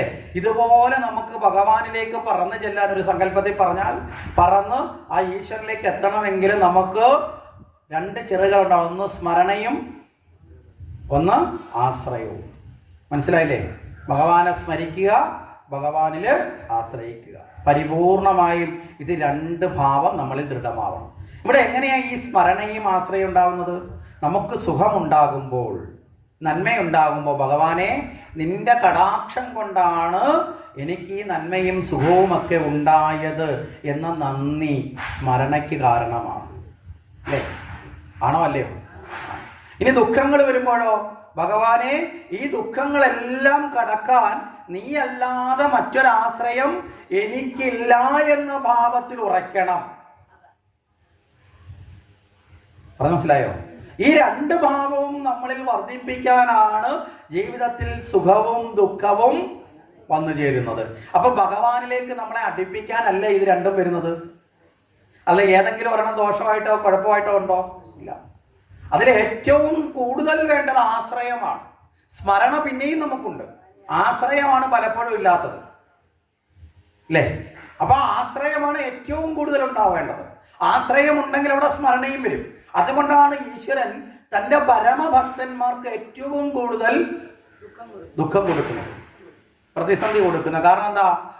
ഓരോ പ്രതിസന്ധികളിലും ഭഗവാനെ ആശ്രയിച്ചുകൊണ്ടിരിക്കണം.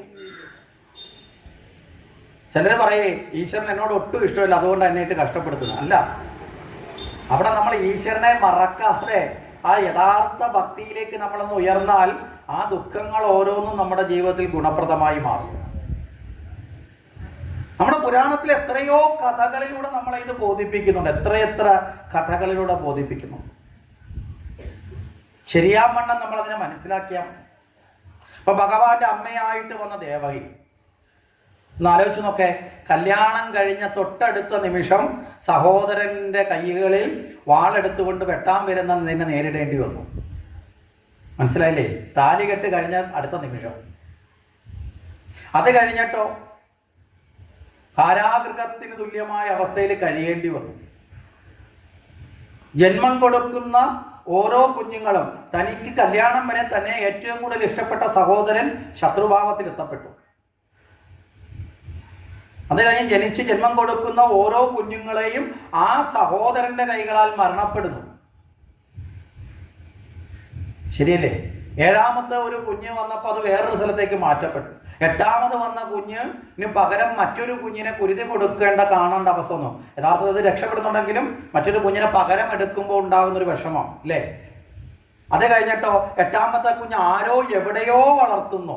ആര് വളർത്തുന്നെന്നോ എങ്ങനെ വളർത്തുന്നെന്നോ ഒരു ഉറപ്പുമില്ലാതെ അല്ലേ ഏതെങ്കിലും ഒരു അമ്മയ്ക്ക് താങ്ങാൻ പറ്റുന്ന അവസ്ഥയാണോ ഇതെല്ലാം? എത്ര ദുഃഖങ്ങളിലൂടെയാ പോയത്. ഇനി ശ്രീരാമന്റെ അമ്മയെ എടുത്തു നോക്കെ, കൗസല്യ. എത്രയോ കാലം മക്കളില്ലാത്ത ദുഃഖം. മക്കൾ ഉണ്ടായി ഒന്ന് വളർന്നു വന്നപ്പോൾ കുട്ടിക്കാലത്ത് യാഗരക്ഷയ്ക്ക് വേണ്ടി വിശ്വാമിത്രൻ വനത്തിൽ കൂട്ടിക്കൊണ്ടുപോകുമ്പോൾ നിറ കണ്ണുകളോടെ കൂടെയാണ് അവിടെ കൗസല്യ നിൽക്കുന്നത്. കാരണം എന്താ? കൊച്ചു കുഞ്ഞുങ്ങളാണ്. ആ കുഞ്ഞുങ്ങളെയും കൊണ്ടാണ് യാഗരക്ഷയ്ക്ക് സുബാഹുവിനെയും ആരുജനെയും വധിക്കാൻ വേണ്ടി വിശ്വാമിത്രൻ കൂട്ടിക്കൊണ്ടു പോകുന്നത്. അതെല്ലാം കഴിഞ്ഞിട്ട് സീതയുടെ കല്യാണം കഴിഞ്ഞ് തിരിച്ചു വരുന്ന വേളയിൽ സാക്ഷാൽ പരശുരാമൻ മുമ്പിൽ അമ്പും വില്ലുമായിട്ട് ഒന്ന് ഭീഷണിപ്പെടുത്തുന്നു അല്ലേ? അതെല്ലാം കഴിഞ്ഞിട്ട് വനത്തിൽ പോകേണ്ടി വന്നു. ആ സമയത്ത് തന്നെ ഭർത്താവ് നഷ്ടപ്പെടും. വനത്തിൽ പോയിട്ട് തിരിച്ചു വരുന്ന കാലഘട്ടം കഴിഞ്ഞു. പിന്നീട് സീതയെ ഇതെല്ലാം കാണുന്ന അവസ്ഥയിലേക്ക് വരുന്നുണ്ട് അല്ലേ? അപ്പൊ ഭഗവാൻ ഏറ്റവും പ്രിയപ്പെട്ടവർക്ക് ഭഗവാൻ എന്തിനാണ് ഈ ദുഃഖം കൊടുക്കുന്നത് ചോദിച്ചാൽ അത് ഭഗവാനിലേക്ക് അടുക്കാനുള്ള ആശ്രയത്വം വർദ്ധിപ്പിക്കാനാണ്. പറഞ്ഞു മനസ്സിലായില്ലേ? അപ്പൊ ഇവിടെ പുരാണങ്ങളിലെ ഓരോ ചിന്തകളും ഇങ്ങനെയാണ്. അപ്പൊ ഇവിടെ പറഞ്ഞു അസുരന്മാരും ദേവന്മാരും. അവിടെ നിന്നാണ് നമ്മൾ ഇവിടം വരെ എത്തിയത്. അസുരന്മാരും ദേവന്മാരും സഹോദരങ്ങളാണ് അല്ലേ? ഒരേ അച്ഛൻ്റെയും അതുപോലെ അമ്മമാർ, ജ്യേഷ്ഠത്തി, അനിയത്തിമാരുടെ. എന്തിനാണ് ഇങ്ങനെ ഒരു ചിത്രീകരണം? ഇവരിങ്ങനെ കലഹിക്കുന്നവരെ രണ്ടുപേരെ ഒരു അച്ഛൻ്റെ മക്കളായി ചിത്രീകരിച്ചതിനാ? ഇത് നമ്മുടെ ഉള്ളിലേക്ക് നമ്മളൊന്ന് തിരിച്ചറിയാനാണ്. ഇവിടെ നമ്മുടെ ജീവനാണ് കശ്യപൻ എന്ന് പറയുന്നത് അല്ലേ? നമ്മുടെ ജീവൻ ബ്രഹ്മാവിൽ നിന്ന് ദത്തമായതാണ്, സൃഷ്ടികർത്താവായ ബ്രഹ്മാവിൽ നിന്ന്. അപ്പം നമ്മുടെ ജീവൻ എന്താണ്? കശ്യപന് തുല്യമാണ്. ഇനി നമ്മളിൽ തന്നെ നന്മയും തിന്മയും ഇല്ലേ? ഉണ്ടോ? നമ്മളിൽ തന്നെ ഇത് രണ്ടും ഉണ്ട്. ധർമ്മവും അധർമ്മവും നമ്മുടെ ഉള്ളിലുണ്ട്. അപ്പോൾ അവിടെ തിന്മ എന്ന് പറയുന്നത് ദ്വിതീയും നന്മ എന്ന് പറയുന്നത് അദ്വിതീയും. മനസ്സിലായില്ലേ? അപ്പൊ ജീവൻ നന്മയോട് ചേർന്ന് അല്ലെങ്കിൽ ജ്ഞാനത്തോട് ചേർന്ന് അല്ലെങ്കിൽ ധർമ്മത്തോട് ചേർന്ന് പ്രവർത്തിക്കുമ്പോൾ അത് ദൈവീകമായതും, മനസ്സിലായില്ലേ? അജ്ഞാനത്തോട് ചേർന്ന് തിന്മയോട് ചേർന്ന് അധർമ്മത്തോട് ചേർന്ന് കർമ്മം ചെയ്താൽ അത് അസുരഭാവവുമായി മാറി. അപ്പം നമ്മളിൽ തന്നെ അസുരനെയും ദേവനെയും വേർതിരിച്ചറിയാനാണ് ഈ ഭാവം. അല്ലാതെ ഇവർ പ്രകൃതിയിൽ രണ്ട് തലത്തിൽ കിടന്ന് അടികൂടുന്നവരല്ല. അതുകൊണ്ടാണ് നരനെ നാരായണനാക്കുക, ഈശ്വരീയ ഭാവത്തിലേക്ക് ഉയരുക അല്ലേ? അതാണ് നമ്മുടെയൊക്കെ അടിസ്ഥാനം. ഇതിനാണ് ഈ ദേവന്മാരെയും അസുരന്മാരെയും ചിത്രീകരിച്ചത്. ഇനി ഇവിടെ പറഞ്ഞു വന്നത് ദേവിയുടെ മുന്നിൽ എന്ത് വരം വേണമെന്ന് ചോദിച്ചു. മരണം വേണം, ഉണ്ടാവരുതെന്ന് പറഞ്ഞു അല്ലേ? അതാണ് അസുരഭാവം എന്ന് നമ്മൾ പറഞ്ഞു. ഈ മരണം ഉണ്ടാകരുതെന്ന പ്രാർത്ഥന എപ്പോഴാർക്കാ ഉണ്ടാവുന്നത്? ദേഹാഭിമാന ബോധമുള്ളവർക്കാണ്. ഞാനെന്ന ശരീരബോധത്തിലും ആത്മബോധമില്ലാത്തവരായ അജ്ഞാനികൾക്കാണ് എപ്പോഴും ശരീരം എന്ന ഭാവത്തിൽ അഹങ്കാരം ഉണ്ടാകുന്നത്. അജ്ഞാനമാണ്, അഹങ്കാരമാണ് അസുരന്മാരുടെ ലക്ഷണം. അപ്പം നമ്മളും അഹങ്കാരത്തിലേക്ക് എത്തി, അജ്ഞാനത്തിൽ എത്തിയാൽ നമ്മളും ആരുടെ സ്വഭാവത്തിലായി? അസുര സ്വഭാവത്തിലായി. അപ്പം മരണം സർവ്വജീവജാലങ്ങൾക്കും ഉണ്ടാകും. സൃഷ്ടിക്കപ്പെട്ട ഏതെന്തെങ്കിലും വസ്തുവിന് ജീവൻ മരണമില്ലാത്ത അവസ്ഥയുണ്ടോ? എല്ലാത്തിനും ഉണ്ടാവും. ഇതിവിടെ ബോധിപ്പിക്കുക. ഈ ബോധിപ്പിക്കല് യഥാർത്ഥത്തിൽ നമ്മളെ കൂടെ ഓർമ്മപ്പെടുത്തലല്ലേ? അല്ലേ? മധുകൈടവന്മാരോട് മാത്രം ദേവി പറഞ്ഞതാണോ? അല്ല. നമ്മളും തിരിച്ചറിയണം, നമുക്കും എന്തുണ്ട്? മരണം. ശാശ്വതമല്ല ഈ ഭൂമിയിലൊന്നും. പക്ഷേ ഉള്ള കാലം ശരിയായ ജീവിതത്തിലേക്ക് പോകുവാൻ പരിശ്രമിക്കണം. മനസ്സിലായില്ലേ? അല്ലാതെ എല്ലാ കാലത്തും നമ്മൾ എങ്ങനെ ഇരിക്കും? അതുകൊണ്ടാണ് പറയുന്നത് മരണം വരുമിനി എന്നു നിനച്ചിഹ മെരുവുക സതതം. ആരിലേക്ക് മരണം? ഭഗവാനിലേക്ക് ചിന്തിക്കണം. അരനിമിഷം ബദ്ധ അല്ലേ? എന്താ കാരണം? 65 വയസ്സ് കഴിഞ്ഞിട്ട് ഈശ്വരാരാധന തുടങ്ങാം, യജ്ഞം കേൾക്കാൻ പോവാം, അല്ലെങ്കിൽ 80 വയസ്സാവുമ്പോൾ നാമം ജപിച്ചു തുടങ്ങാം, എന്ന് ചിന്തിച്ചിരുന്നാൽ ഈ 80 വരെ എത്തുമെന്ന് വല്ല ഉറപ്പുണ്ടോ? ഉണ്ടോ? ഒരുറപ്പുമില്ല. അരനിമിഷം എപ്പോൾ വേണമെങ്കിലും സംഭവിക്കാം. അപ്പൊ നാളത്തേക്കോ പിന്നീട് ചിലർ പറയും ഇപ്പോൾ കുട്ടികളൊക്കെ ഇപ്പോൾ രാമായണം ഭാഗവതം നാമജമൊക്കെ വളർന്നിട്ട് അവർ ഇപ്പം മറ്റുള്ളതൊക്കെ പഠിക്കട്ടെ, കാരണം വളർന്നു അവിടം വരെ എത്തുമെന്ന് വല്ല ഉറപ്പുണ്ടോ? അപ്പൊ ഈശ്വര ചിന്തയിലേക്ക് മുഴുകുക എന്ന് പറഞ്ഞാൽ സദാസമയത്തും എല്ലാ സമയത്തും. അപ്പൊ ചോദിക്കുക, എപ്പോഴും ഈശ്വരനെ ചിന്തിച്ചു കൊണ്ടിരുന്നാൽ അവർക്ക് പഠിക്കണ്ടേ, ജോലി കിട്ടണ്ടേ? എടാ, ഈ പഠിക്കലും ഒരു ഈശ്വര പൂജയാണ്. നമ്മൾ ഇന്നലെ പറഞ്ഞു, നല്ല ചിന്തയോടുകൂടി നല്ല രീതിയിൽ വിജയിക്കണമെന്ന ആഗ്രഹത്തോടു കൂടി ഇരുന്ന് പഠിക്കുന്നത് ഈശ്വര ചിന്തയാ. പഠിക്കുന്നതിന് മുമ്പ് ഭഗവാനെ ഈ പഠിക്കുന്നതൊക്കെ എൻ്റെ മനസ്സിലൊന്ന് ഓർത്തിരിക്കണേ എന്നൊന്ന് സ്മരിച്ച്, ഒന്നുകിൽ സരസ്വതി നമസ്തുഭ്യം വരദേ ജ്ഞാനരൂപിണി എന്നൊന്ന് ചൊല്ലി ആ പഠനത്തിലേക്കൊന്ന് പ്രവേശിച്ച് നോക്കേ. ഇനി പഠിച്ചു കഴിഞ്ഞിട്ട് ഒരു മിനിറ്റ് ബുക്കൊന്ന് മടക്കി വെക്കുന്നതിന് മുമ്പ് ഒന്ന് കൈകൂപ്പി ഭഗവാനെ ഈ പഠിച്ചത് മുഴുവൻ മനസ്സിൽ തന്നെ നിൽക്കണേ എന്നൊന്നൊരു റിവിഷൻ നടത്തിയിട്ടൊന്ന് ബുക്ക് മടക്കി വെച്ച് നോക്കേ. ആ കുട്ടിയുടെ ഉള്ളിൽ ഈ പഠിച്ചതൊന്നും മറക്കില്ല. തമാശക്ക് പറഞ്ഞതല്ല. ഇന്ന് ആധുനിക ലോകത്ത് സൈക്കോളജിസ്റ്റുകളായിട്ടുള്ള ആൾക്കാർ പോലും പഠനത്തെ സുഗമമാക്കാം എന്നുള്ള ക്ലാസ്സുകൾ എടുക്കുമ്പോൾ തുടക്കത്തിലും ഒടുക്കത്തിലും ഒരു മെഡിറ്റേഷൻ നല്ലതാണെന്നാണ് പറയുന്നത്. മനസ്സിലായില്ലേ? തുടക്കത്തിൽ 1-2 തവണ ഇരുന്ന് ദീർഘശ്വാസം എടുത്ത് വിട്ട് മനസ്സൊന്ന് കൂളാക്കി, ഞാൻ ഇന്ന ഭാഗം മുതൽ ഇന്ന ഭാഗം വരെ പഠിക്കുകയാണ്, അത് ഓർമ്മ നിൽക്കണം എന്നൊന്ന് ചിന്തിച്ചിട്ട് പഠിച്ചാൽ അത് തലയിൽ നിൽക്കും എന്ന് പറയും. തീരുമ്പോഴും അതുപോലെ തന്നെയാണ്. ഇത് തന്നെയാണ് നമ്മുടെ പൂർവികർ പറഞ്ഞ, ഏത് കർമ്മം ചെയ്യുന്നതിന് മുമ്പും ഒരു ഈശ്വര സ്മരണ, ഒരു നിമിഷം, അത് ജോലി ചെയ്യുമ്പോഴായിക്കോട്ടെ, ഏത് കർമ്മം ചെയ്യുമ്പോഴായിക്കോട്ടെ, ഒരു ഈശ്വരന്റെ സ്മരണയോടുകൂടി ചെയ്യുക. അതാണ് ഏറ്റവും നല്ല ഭക്തന്റെ ലക്ഷണം. ഒരിക്കലും നാരദ മഹർഷി ഭഗവാൻ വിഷ്ണുവിന്റെ അടുത്ത് എന്നിട്ട് ചോദിച്ചു, ഭഗവാനെ, ഞാനാണല്ലോ അങ്ങയുടെ ഏറ്റവും വലിയ ഭക്തൻ. വിഷ്ണു ചോദിച്ചു, അതെങ്ങനെയാണ് അങ്ങ് ചിന്തിച്ചത്, അങ്ങനെ ഒരു തീരുമാനത്തിലെത്തിയത്? എടാ, ഏറ്റവും കൂടുതൽ നാരായണ എന്ന നാമം ജപിക്കുന്നത് ഞാനല്ലാതെ ഈ ലോകത്ത് എല്ലാ സമയത്തും നാരായണ എന്ന് ജപിക്കുന്ന ആളാണ് ആര്? നാരദ മഹർഷി. സർവ്വസമയത്തും ആരെ കണ്ടാലും നാരായണ എന്ന് വിളിക്കും. എന്ത് കാര്യം പറഞ്ഞാലും അതിനിടയിൽ നാരായണ നാരായണ എന്ന് പറഞ്ഞുകൊണ്ടേയിരിക്കും. ഇനി വെറുതെ പോകുമ്പോഴും നാരായണ എന്ന് ജപിക്കും. അപ്പൊ ഏറ്റവും കൂടുതൽ നാമം ജപിക്കുന്ന ആൾ ഏറ്റവും നല്ല ഭക്തൻ എന്നുള്ള യോഗ്യതയ്ക്ക് പ്രാപ്തനല്ലേ? നാരദ ഇത് പറഞ്ഞു. ഭഗവാൻ പറഞ്ഞു, ആണോ? നാരദ പറഞ്ഞു, ആണ്. ആ ശരി, ആയിക്കോട്ടെ, അങ്ങയുടെ വിശ്വാസം അങ്ങനെ തന്നെ ഇരുന്നോട്ടെ എന്ന് പറഞ്ഞൊരു 2 ദിവസം കഴിഞ്ഞപ്പോൾ പറഞ്ഞു, നമുക്കൊരു ആളിനെ കാണാൻ പോവാം. എന്താ കാരണം? അപ്പൊ പറഞ്ഞു, വിഷ്ണു പറഞ്ഞു, അയാൾ എൻ്റെ വലിയൊരു ഭക്തനാണ്. നാരദർ ചോദിച്ചു, എന്നേക്കാളും വലിയ ഭക്തനോ? അതെ, അങ്ങേക്കാളും വലിയ ഭക്തനാണ്. നാരദർ കൂടെ കൂടി പോകുന്നത് ഒരു കൃഷിക്കാരൻ്റെ വീട്ടിലേക്കാണ്. ഇവർ രണ്ടുപേരും കൂടി അവിടെ എത്തിച്ചേർന്നു. അവിടെ എത്തിച്ചേർന്ന സമയത്ത് രണ്ടുപേരും കൂടി ആ സ്ഥാനത്ത് വന്നു ചേർന്ന സമയത്ത് ഈ കൃഷിക്കാരന്റെ ദൈനംദിന ജീവിതത്തെ ഭഗവാൻ നാരദർക്ക് കാട്ടിക്കൊടുക്കുകയാണ്. രാവിലെ എഴുന്നേറ്റ സമയത്ത് ആ എഴുന്നേറ്റിരുന്നു കൊണ്ട് ഭഗവാനെ ഒന്ന് സ്മരിച്ചു. ജീവിതത്തിൽ ഇന്നത്തെ ദിവസം എല്ലാം നന്മയുണ്ടാവണമെന്നൊന്ന് പ്രാർത്ഥിച്ചു. അത് കഴിഞ്ഞിട്ട് കുളിക്കാനായിട്ടൊക്കെ പോയി, കുളിയെല്ലാം കഴിഞ്ഞ് വന്നപ്പോഴും വന്നൊന്ന് ഭഗവാനെ ഒന്ന് നമസ്കരിച്ചു. പൂജാസ്ഥാനത്തൊന്നും നമസ്കരിച്ചു. അത് കഴിഞ്ഞ് നേരെ ജോലിയിടത്തിലേക്ക് പോയി. ജോലി ചെയ്യാൻ ഇറങ്ങുന്നതിന് മുമ്പ് ഒന്ന് ഭഗവാനെ നമസ്കരിച്ചു, നാമം ജപിച്ചുകൊണ്ട് ഇറങ്ങി. ജോലി കഴിഞ്ഞു ഭക്ഷണം കഴിക്കാൻ വന്നപ്പോൾ അവിടെ ഇരുന്നു കൊണ്ടും ഭഗവാനെ ഒന്ന് നമസ്കരിച്ചു. ഭഗവാനെ എന്നൊന്ന് വിളിച്ചുകൊണ്ട് ഭക്ഷണം കഴിച്ചു. അത് കഴിഞ്ഞ് ജോലിയൊക്കെ കഴിഞ്ഞ് തിരിച്ച് വീട്ടിലേക്ക് എത്തുമ്പോഴും വീട്ടിലെത്തി കുളി കഴിഞ്ഞ് ഭഗവാനെ ഒന്ന് പ്രാർത്ഥിച്ചു. അത് കഴിഞ്ഞ് നേരെ രാത്രി കിടക്കാൻ നേരത്തിരുന്ന് ഭഗവാനെ, ഇന്ന് ചെയ്ത കർമ്മത്തിൽ എന്തെങ്കിലും തെറ്റുണ്ടെങ്കിൽ അതൊക്കെ ക്ഷമിക്കണമേ, എല്ലാ നന്മകളോടുകൂടി നാളത്തെ ദിവസം എനിക്ക് ആനന്ദമായി മാറണമെന്ന് പറഞ്ഞ് ഭഗവാനെ പ്രാർത്ഥിച്ച് കിടന്നുറങ്ങി.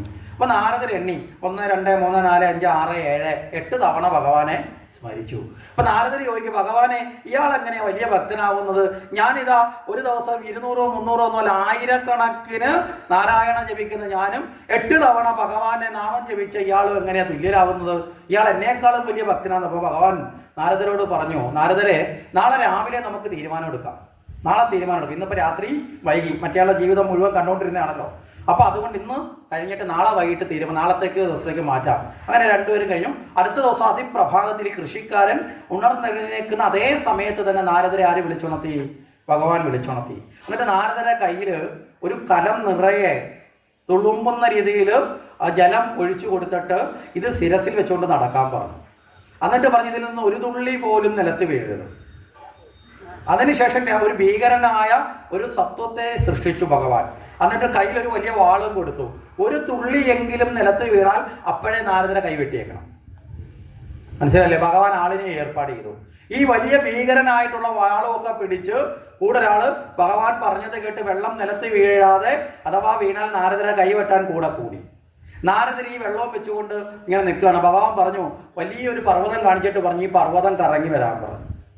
നാരദരാണെങ്കിൽ ഒരു തുള്ളി പോലും വീഴാതിരിക്കാൻ വളരെ ശ്രദ്ധയോടുകൂടി, അല്ലേ, ഒരു തുള്ളി വീണാൽ എന്ത് പറ്റും? കൈപോകും.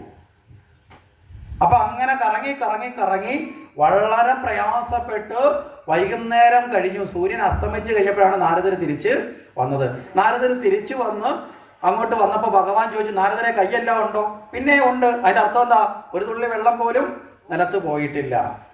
നാരദർക്കും വളരെ സന്തോഷം. അങ്ങ് ഏൽപ്പിച്ച ജോലി ഞാൻ കൃത്യമായിട്ട് ചെയ്തു.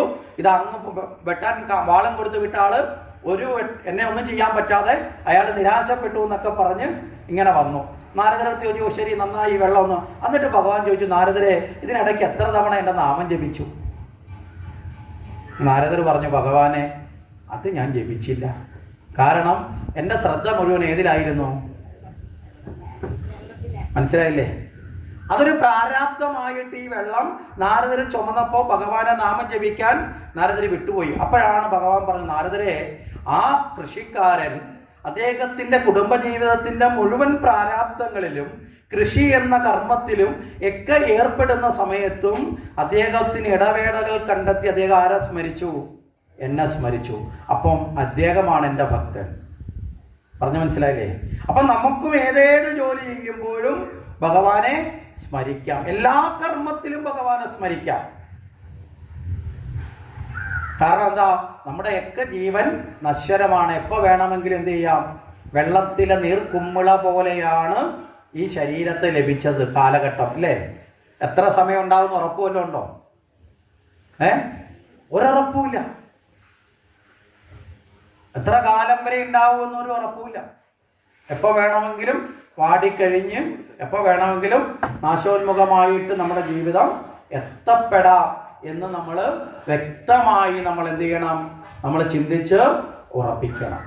അങ്ങനെ വരുമ്പോഴാണ് ഈ ഞാനെന്ന അഹങ്കാരം ഇല്ലാണ്ടാവുന്നത്. മനസ്സിലായില്ലേ? ഞാനെന്ന അഹങ്കാരം ഇല്ലാണ്ടായി മാറുന്നത്. കാരണം ദേഹത്തിനകത്താണ് നമ്മളെല്ലാം ഞാനെന്ന അഹങ്കാരത്തിലേക്ക് എത്തപ്പെടുന്നത്. അപ്പൊ ഇവിടെ പറഞ്ഞു, അങ്ങനെ ഒരു വരം തരാൻ സാധ്യമല്ല. അപ്പൊ ഇവർ അടുത്ത വരം ചോദിച്ചു, ഞങ്ങൾ ആഗ്രഹിക്കുമ്പോൾ മാത്രമേ മരണം ഉണ്ടാവൂ. മനസ്സിലായില്ലേ? ആരാ ചോദിച്ചത്? ആരാ?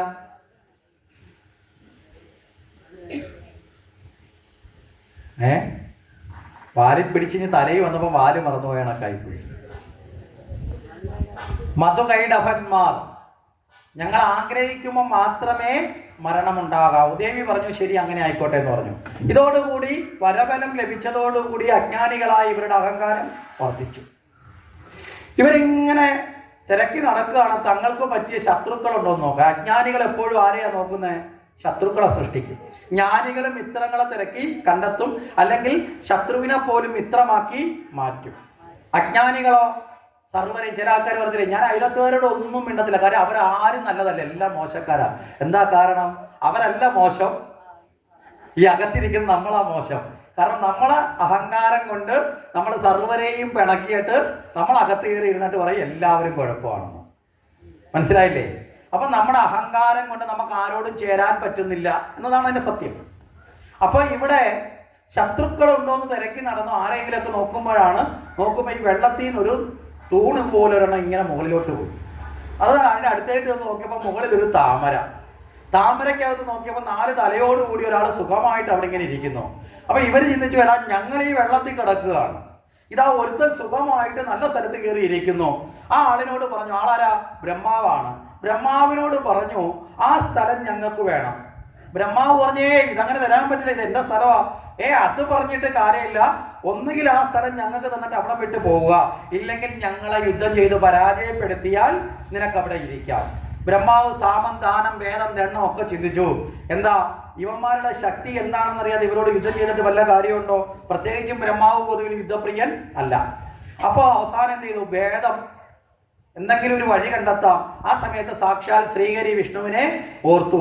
ബ്രഹ്മാവ് പറഞ്ഞു, അല്പസമയം ഞാനൊന്ന് ആലോചിക്കട്ടെ. അസുരന്മാർ പറഞ്ഞു, ശരി, ആലോചിച്ചിട്ട് യുദ്ധം ചെയ്താൽ മതി. ബ്രഹ്മാവ് ഈ സമയം കൊണ്ട് തന്നെ വിഷ്ണുവിൻ്റെ അടുത്തെത്തി. വിഷ്ണുവിനോട് ചെന്ന് കണ്ടു, കാര്യങ്ങളൊക്കെ ഉണർത്തിച്ചു. വിഷ്ണു ഭഗവാൻ ചോദിച്ചു, എന്തേ ബ്രഹ്മദേവ അങ്ങ് വളരെ വിഷമത്തോടു കൂടി വന്നു? അതെ, രണ്ടുപേര് വന്നിട്ട് ഞാനിരിക്കുന്ന താമരയുടെ തൂണി പിടിച്ച് കുലുക്കുന്നുണ്ട്, ചുവട്ടി പിടിച്ച് കുലുക്കുന്നുണ്ട്. അവന്മാർ മിക്കവാറും എൻ്റെ സ്ഥലം കൊണ്ടുപോകും. അപ്പോൾ അതുകൊണ്ട് എന്നെ സംരക്ഷിക്കണം. വിഷ്ണു ചോദിച്ചു, അങ്ങനെയോ? അങ്ങനെയാണെങ്കിൽ അങ്ങ് ഭയക്കേണ്ട, ഈ ധർമ്മ പുനഃസ്ഥാപനത്തിനാണല്ലോ ഞാനിവിടെ ഉള്ളത് എന്ന് പറഞ്ഞ് വിഷ്ണു തൻ്റെ ചക്രവും ഗദയും വില്ലും ഒക്കെ ധരിച്ചുകൊണ്ട് നേരെ ബ്രഹ്മാവിനോടൊപ്പം ഈ സ്ഥലത്ത് വന്നു. അപ്പോഴത്തേക്ക് ഈ അസുരന്മാർ നോക്കുമ്പോൾ ബ്രഹ്മാവിനെ കാണുന്നില്ല. അവരും തിരക്കിപ്പോയി. അങ്ങനെ വഴിയിൽ വെച്ച് കണ്ടുമുട്ടി. അപ്പൊ അസുരന്മാർ ചോദിച്ചു, ഓ, ഇതാരാ ഈ പുതിയ ആള്? നീ കൂട്ടിക്കൊണ്ടുവന്നതാണോ? കയ്യിൽ ആയുധമൊക്കെ ഉണ്ടല്ലോ.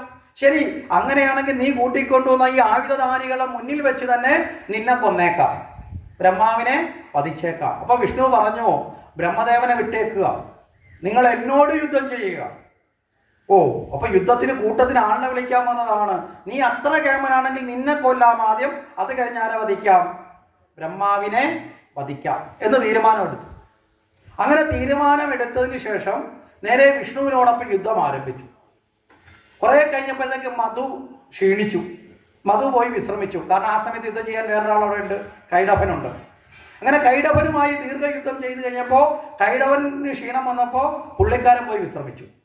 അടുത്ത മധു ആ സമയത്ത് കയറി വന്നു. ഭഗവാനാകട്ടെ ഇവിടെ ഒറ്റയ്ക്കും മറ്റവര് മാറിയും തിരിഞ്ഞും റെസ്റ്റ് എടുത്ത് അവർ ക്ഷീണമൊക്കെ അകറ്റിക്കൊണ്ട് അവരിങ്ങനെ യുദ്ധം ചെയ്യുകയാണ്. എത്ര ദീർഘമായ കാലഘട്ടം യുദ്ധം ചെയ്തിട്ടും വിജയം വരിക്കാൻ പറ്റുന്നില്ല എന്ന് കണ്ടപ്പോൾ ഭഗവാന് തന്നെ അത്ഭുതമായി. എന്താ ഇതിന് കാരണം? ഈ അസുരന്മാരെ തനിക്ക് നിഗ്രഹിക്കാതിരിക്കാനൊരു കാരണമുണ്ടെങ്കിൽ അത് കണ്ടെത്തിയാൽ മാത്രമേ ഇവരെ വധിക്കാൻ സാധിക്കുകയുള്ളൂ എന്ന് തിരിച്ചറിഞ്ഞ ഭഗവാൻ ആ കാരണം കണ്ടെത്താൻ വേണ്ടിയിട്ട് മനസ്സൊന്ന് ശാന്തമാക്കണമെങ്കിൽ യുദ്ധത്തിൽ നിന്ന് ഒഴിഞ്ഞു നിൽക്കണമല്ലോ.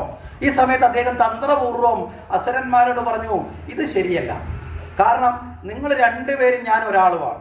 നിങ്ങൾ ഓരോരുത്തരും മാറിയും തിരിഞ്ഞും വന്നാണ് യുദ്ധം ചെയ്യുന്നത്. ഒരാൾ ക്ഷീണിക്കുമ്പോൾ പോകും, അടുത്ത ആൾ വരും.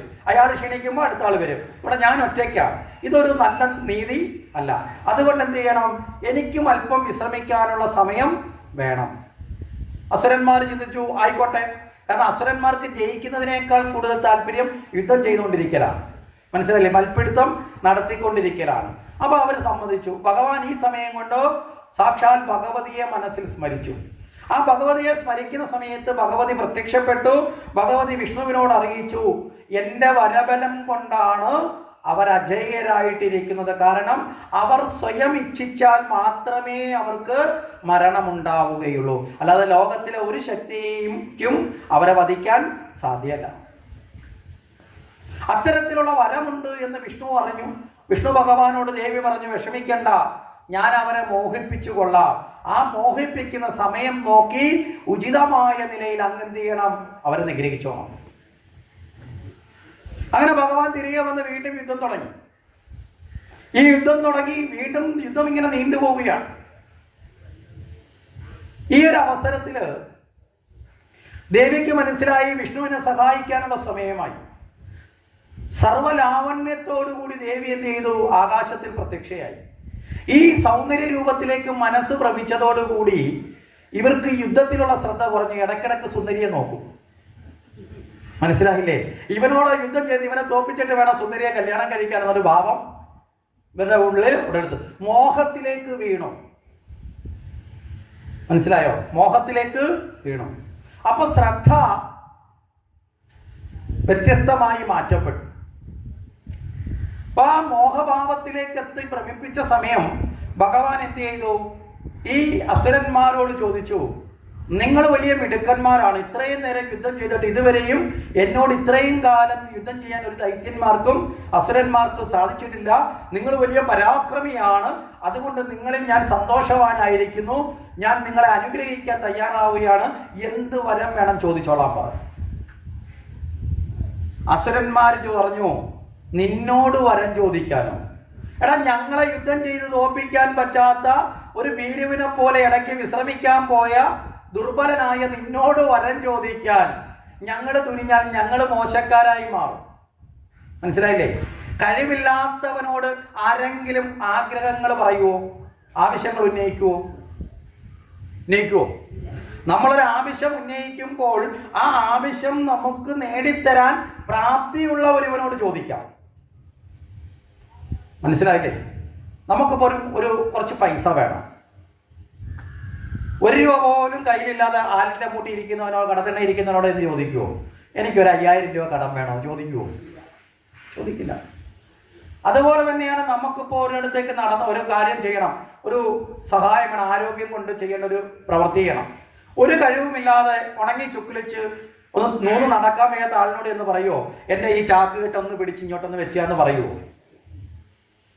കഴിവില്ലാത്തവനോട് ഒരിക്കലും ഒരാളും എന്ത് ചെയ്യില്ല, അവരുടെ ആവശ്യങ്ങൾ ഉന്നയിക്കില്ല. ഇവിടെ മധുകൈടവന്മാരെ മുമ്പിൽ ശ്രീഹരി വിഷ്ണു കഴിവില്ലാത്തവൻ എന്നാണ് അവർ ധരിച്ചിരിക്കുന്നത്. അവർ പറഞ്ഞു, അതുകൊണ്ട് കഴിവില്ലാത്ത നിന്റെ കയ്യിൽ നിന്നൊരു വരവും വേണ്ട, ഇപ്പൊ കഴിവുള്ള ഞങ്ങളെ തോപ്പിക്കാൻ നിനക്കില്ല, നിനക്ക് വേണമെങ്കിൽ എന്തെങ്കിലും വരം വേണം. മനസ്സിലായില്ലേ? നിനക്കെന്തെങ്കിലും വരം വേണമെങ്കിൽ തന്നേക്ക്. എന്താ ഈ ആപത്തിലേക്ക് പെട്ടത്? ആ മോഹത്തിന് അടിമപ്പെട്ടു. മനസ്സിലായില്ലേ? മോഹത്തിലേക്ക് അടിമപ്പെട്ടപ്പോഴേക്കും ഇവരുടെ ബുദ്ധി എന്ത് ചെയ്തു? ക്ഷയിക്കാൻ തുടങ്ങി. സ്മൃതിഭ്രംശം വന്നു. പലപ്പോഴും നമ്മൾ ജീവിതത്തിൽ പല മോഹത്തിന് അടിമപ്പെടുമ്പോൾ ചെയ്യേണ്ടത് എന്താ, ചെയ്യാൻ പാടില്ലാത്തതെന്ന് തിരിച്ചറിയാതെ പലപ്പോഴും പല രീതിയിലും നമ്മൾ വഴിതെറ്റാറില്ലേ? അല്ലേ? അതിൻ്റെ പേരിൽ നമ്മുടെ ജീവിതം പോലും തകർന്ന് തരിപ്പണമായി പോകാറുണ്ട്. അതുകൊണ്ട് ആ പണ്ടുള്ള മുത്തശ്ശിമാർ വളരെ കൃത്യമായിട്ട് വളരെ ലളിതമായിട്ട് നമ്മളെ ഒന്ന് ഉപദേശിച്ചു. പക്ഷെ നമുക്കത് അങ്ങോട്ട് ഉൾക്കൊള്ളാൻ പറ്റിയിട്ടുണ്ടോ എന്നുള്ള സംശയം. അക്കരെ പച്ച കണ്ട് മോഹിക്കരുത് ആരും, അല്ലേ? ചിലരൊക്കെ അക്കരെ പച്ച കണ്ടിട്ട് എന്ത് ചെയ്യും? ഇക്കരയിലുള്ളതും കൈവിട്ട് അക്കരയ്ക്ക് ചാടും. അവസാനം അതും ഇല്ല. ദൈനംദിന ജീവിതത്തിലുള്ള വിഷയമാണ് പറഞ്ഞത്, മനസ്സിലാവുമല്ലോ. ഈ കൂടുതൽ അതങ്ങനെ ആനുകാലികം തെളിച്ചു വേണ്ട ആവശ്യമില്ലാത്തതുകൊണ്ടാണ്. അല്ലെങ്കിൽ ഒരുപാട് ഉദാഹരണങ്ങൾ പറയാൻ അനവധിയുണ്ട്, നമുക്കൊക്കെ അറിയാവുന്നതുമാണ്. അപ്പൊ ഇവിടെ ഭഗവാൻ ഇതൊരു അവസരമായി കണ്ടുകൊണ്ട് ഭഗവാൻ പറഞ്ഞു, അങ്ങനെയാണെങ്കിൽ എനിക്കൊരു വരം വേണം. വളരെ വിനയത്തോടു കൂടി ഭഗവാൻ ചോദിച്ചു. അസുരന്മാർക്ക് സന്തോഷമായി, കാരണം ഞങ്ങളെ അംഗീകരിച്ചിരിക്കുകയാണ്. ഈ അംഗീകാരം എന്ന് പറയുന്നത്, പുകഴ്ത്തൽ എന്ന് പറയുന്നത് ഇഷ്ടപ്പെടുന്നത് കൂടുതൽ ഇത് ആഗ്രഹിക്കുന്ന അജ്ഞാനികളാണ്. മനസ്സിലായില്ലേ? എവിടെങ്കിലും വെച്ചൊന്ന് പുകഴ്ത്തിയാൽ മതി, അവർക്കെല്ലാം തികഞ്ഞ കണക്കാവും. മനസ്സിലായി? പുകഴ്ത്തി കാര്യം നേടുന്നത് ഒരിക്കലും ജ്ഞാനികളായിട്ടുള്ളവരെ പുകഴ്ത്തിയായിട്ട് കാര്യമില്ല. കാരണം എന്താ? നിന്ദന്തു നീതി നിപുണ യതിവാസ്തുവെന്തോ ലക്ഷ്മി സമാപിച്ചതു വായതേഷ്ടം എന്നൊരു തത്വമുണ്ട്. പണ്ഡിതന്മാർ, ജ്ഞാനികളായിട്ടുള്ള വ്യക്തികൾ നിന്ദിച്ചാലും സ്തുതിച്ചാലും അവരത് ശ്രദ്ധിക്കാറില്ല. മനസ്സിലായില്ലേ? പക്ഷേ ഈ നിന്ദയും സ്തുതിയുടെ പേര്, സ്തുതി വരുമ്പോൾ സ്വയം പൊങ്ങുന്നതും നിന്ദിക്കുമ്പോൾ അപമാനിതരാണെന്ന തോന്നലിൽ വൈരാഗ്യം ജനിക്കുന്നതും അജ്ഞാനികളുടെ ഉള്ളിലാണ്. മനസ്സിലാവുന്നുണ്ടോ? അപ്പൊ ഈ ഭാവം ഭഗവാനില്ല, അസുരന്മാർക്ക് ഇതുണ്ട്. അതുകൊണ്ട് ഭഗവാൻ അങ്ങ് നമസ്കരിച്ചുകൊണ്ട് പറഞ്ഞു, വരം തരണം. എന്താ? നിങ്ങൾ എനിക്ക് വധ്യന്മാരായി തീരണം. അതായത് എൻ്റെ കൈകൊണ്ട് നിങ്ങൾ മരിക്കപ്പെടുന്നവരായി മാറണം. വരം കൊടുക്കാമെന്ന് പറഞ്ഞ സ്ഥിതിക്ക് മാറാൻ പറ്റൂ? അസുരന്മാർ പറഞ്ഞു, ആപത്ത് പറ്റിയല്ലോ, പരസ്പരം നോക്കി. ഇനി എന്താ ഒരു രക്ഷാമാർഗം? ഒരു ഉപാധി കണ്ടെത്തി. എന്താ? ചുറ്റും ജലമാണല്ലോ, എങ്ങും ഭൂമിയില്ല, കരയില്ല. അതുകൊണ്ട് ജലമില്ലാത്ത സ്ഥലത്ത് വെച്ച് കൊന്നോളാൻ പറഞ്ഞു. മനസ്സിലല്ലേ? ഈ ജലമില്ലാത്തതായ ഒരു സ്ഥലം ഇല്ലെങ്കിൽ പിന്നെ ജലമില്ലാത്ത സ്ഥലത്ത് വെച്ച് കൊല്ലാൻ പറ്റുമോ? പറ്റില്ല. അതുകൊണ്ട് അസുരന്മാർ പറഞ്ഞു, ശരി, സമ്മതിച്ചിരിക്കുന്നു, ഞങ്ങൾ അങ്ങയുടെ കൈ കൊണ്ട് വധിച്ചോട്ടെ. അങ്ങ് എന്ത് ചെയ്യണം? ജലമില്ലാത്ത സ്ഥലത്ത് വെച്ച് കൊന്നോളാം. വിഷ്ണു ഭഗവാൻ തൻ്റെ തുടയ അങ്ങോട്ട് ഉയർത്തി കാണിച്ചു വെള്ളത്തിൻ്റെ മേളിലേക്ക്. എന്നിട്ട് പറഞ്ഞു, ഈ തുടയിലോട്ട് തല വെച്ചോളാൻ പറഞ്ഞു. കാരണം തുടയിൽ വെള്ളമില്ലല്ലോ, കര പോലെയാണ്. ഈ അസുരന്മാർ തൻ്റെ ശരീരം വലുതാക്കി, ഭഗവാൻ അതിനേക്കാൾ വിസ്തൃതമാക്കി. അവസാനം അസുരന്മാർക്ക് മനസ്സിലായി, ഇനി ഒരു ഉപാധികൾ കൊണ്ടും രക്ഷയില്ല, സാക്ഷാൽ ദേവിയുടെ ലീലയാണ് ഇപ്പോൾ വന്നു ചേർന്നിരിക്കുന്നത്. അതുകൊണ്ട് വിഷ്ണുവിൻ്റെ കരത്താലുള്ള മരണമാണ് സ്വീകാര്യം എന്ന് തിരിച്ചറിഞ്ഞ അസുരന്മാർ എന്ത് ചെയ്തു? ഭഗവാന്റെ തുടമേൽ ശിരസ് വെച്ചു കൊടുത്തു. ഭഗവാൻ തൻ്റെ സുദർശന ചക്രം കൊണ്ട് അസുരന്മാരുടെ തലയറുത്ത് മാറ്റി. ആ രക്തം അതിങ്ങനെ ഒഴുകി ജലത്തിൽ പടർന്ന് ആ രക്തത്തിൽ നിന്ന്, ആ മേധസ്സിൽ നിന്ന് ഭൂമി ഉണ്ടായി. അതുകൊണ്ടാണ് ഭൂമിക്ക് മേദിനി എന്നൊരു പേര് ഉള്ളത്. മനസ്സിലായില്ലേ? അപ്പോൾ ഭഗവാനിൽ നിന്ന് തന്നെയുള്ള കർണമലത്തിൽ നിന്ന്, ആ മലത്തിൽ നിന്നാണ് അസുരന്മാര്, ആ അസുരന്മാരുടെ രക്തത്തിൽ നിന്നാണ് ഭൂമി. ഒരർത്ഥത്തിൽ പറഞ്ഞാൽ ഭഗവാന്റെ അംശം തന്നെയാണ് ഭൂമി. അതുകൊണ്ടാണ് ആ ഭൂമി പാലനം ഭഗവാൻ തൻ്റെ ദൗത്യമായി ഏറ്റെടുത്തിരിക്കുന്നതും ഭഗവാന്റെ പത്നിയായ ലക്ഷ്മിയാണ് ഭൂമി എന്ന സങ്കല്പം ഉള്ളതും. നമ്മൾ ഇന്നലെ പറഞ്ഞില്ലേ, സമുദ്രവസനേ ദേവി പർവ്വതസ്തന മണ്ഡലേ വിഷ്ണുപത്നി നമസ്തുഭ്യം, അല്ലേ? ഭൂമിയെ വന്ദിക്കുന്നത് അപ്രകാരമാണ്. അപ്പോൾ ആ ഭൂമി രൂപപ്പെട്ടു. ഇങ്ങനെ മധുകൈടഭന്മാരെ വധിച്ചു. ഇനി മധുകൈടഭന്മാർ ആരൊക്കെയാണ്? ഈ മധുകൈടവ നിഗ്രഹത്തിലൂടെ നമ്മുടെ ജീവിതത്തിലേക്ക് ഈ കഥ കേൾക്കുന്നതോടുകൂടി നമ്മുടെ ജീവിതത്തിൽ എന്ത് ഗുണമാണ് ഉണ്ടാകേണ്ടത്? രണ്ട് അസുരന്മാരെ കൊന്നു, ഓ എന്തൊരു സന്തോഷം, ഇനിയിപ്പോൾ പോയി ചിരി ചോറൊക്കെ കൊണ്ട് വീട്ടിൽ പോവാം, അതാണോ? ആണോ? പിന്നെന്താണ് അതിലൂടെ നമുക്ക് കിട്ടേണ്ട സന്ദേശം? ഇവിടെ കർണമലം, അല്ലേ? അതായത് കർണം വെച്ചാൽ കാത്, അതിൻ്റെ മലം, മാലിന്യം. എന്താ ഈ കർണമലം? അത് നമ്മുടെ ചിന്തയിൽ അതിനേക്കാളും വലിയ മാലിന്യം എന്ന് പറയുന്നത് പുകഴ്ത്തുകയും നിന്ദിക്കുകയും ചെയ്യുക. മനസ്സിലായില്ലേ? ഈ പുകഴ്ത്തലും നിന്ദിക്കലും കേട്ട് ഭ്രമിച്ചാൽ അവന്റെ ജീവിതം അധോഗതി. മനസ്സിലായില്ലേ? നമ്മുടെ കാതുകളിലെ ഏറ്റവും വലിയ മാലിന്യം എന്ന് പറയുന്നത് ഈ പുകഴ്ത്തലും നിന്ദിക്കല. ഇത് രണ്ടിനും നമ്മൾ ചെവി വെച്ച് കൊടുക്കരുത്. പരദൂഷണത്തിനും കൊടുക്കരുത്, പരഭൂഷണത്തിനും കൊടുക്കരുത്, രണ്ടിനും വിട്ടേക്കണം. ഇവിടെ കൈടഭൻ എന്ന് പറയുന്നത് നിന്ദിക്കലാണ്, മധു എന്ന് പറഞ്ഞാൽ പുകഴ്ത്തലാണ്. നിന്ദന്തു നീതി, നിന്ദിക്കുകയും സ്തുതിക്കുകയും. മധു എന്ന് പറയുന്ന വാക്കിൻ്റെ അർത്ഥം എന്താ? മധുരമുള്ളത്, തേനെന്നാണ്. നമുക്ക് സാധാരണഗതിയിൽ അജ്ഞാനത്തിൽ പെട്ട് കിടക്കുമ്പോൾ സ്തുതിക്കുന്നത് കേട്ട് കഴിഞ്ഞാൽ, ഒന്ന് പുകഴ്ത്തുന്നത് കേട്ടാൽ നമുക്കൊരു മധുരം തോന്നും, അല്ലേ? നമ്മളെ പുകഴ്ത്തുന്ന ആളിനോട് നമുക്കൊരു ഇഷ്ടം തോന്നും. എപ്പോഴാണ് നമ്മൾ അജ്ഞാനികളാവുമ്പോൾ. അജ്ഞാനത്തിനാണെങ്കിൽ അമ്മ ഇല്ലായിരുന്നെങ്കിൽ അത് നടക്കത്തില്ലായിരുന്നു, അമ്മ വന്നത് കൃത്യസമയത്താണ്, കേട്ടപ്പോൾ നമുക്കൊരു രോമാഞ്ചം, ഒരു കുളിര്, ഇല്ലേ? ഞാനൊരു കേമിയാണെന്നൊരു തോന്നല്. ഇത് വന്നതോടുകൂടി പിന്നെ നമ്മൾ നിലനോക്കി നടക്കുമോ? പിന്നെ എല്ലാവരെയും ഭരിക്കാൻ പുറപ്പെടും, ആവശ്യമില്ലാത്തടത്ത് എല്ലാം പോയി തലയിടും, അവസാനം കിട്ടേണ്ടത് കിട്ടി ഇരിക്കേണ്ടി വരും. മനസ്സിലായില്ലേ? ഇല്ലെങ്കിൽ ആരെങ്കിലും എന്ന് പറയാം, അറിഞ്ഞോ എന്ത് അമ്മയെക്കുറിച്ച് അവളത് പറയേണ്ട ആവശ്യമില്ലായിരുന്നു, അവൾ വരുന്ന വഴിക്കുന്നുണ്ട് അമ്മയെക്കുറിച്ച് ഇന്നതൊക്കെ പറഞ്ഞു. കേട്ടാൽ മാത്രമേ നമ്മൾ പള്ളിവാളെടുത്തുകൊണ്ട് തുള്ളും, അല്ലേ? പിന്നെ കാണുന്നവരടുത്തെല്ലാം നമ്മൾ പൊട്ടിത്തെറിക്കും. ഒരു കാര്യമില്ല, മറ്റേയാൾ അങ്ങനെ പറഞ്ഞിട്ട് പോലും ഉണ്ടാവില്ല.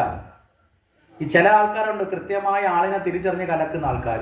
അവർ വന്ന് പറയും, കേട്ടത് കേട്ട് നമ്മൾ എന്ത് ചെയ്യും?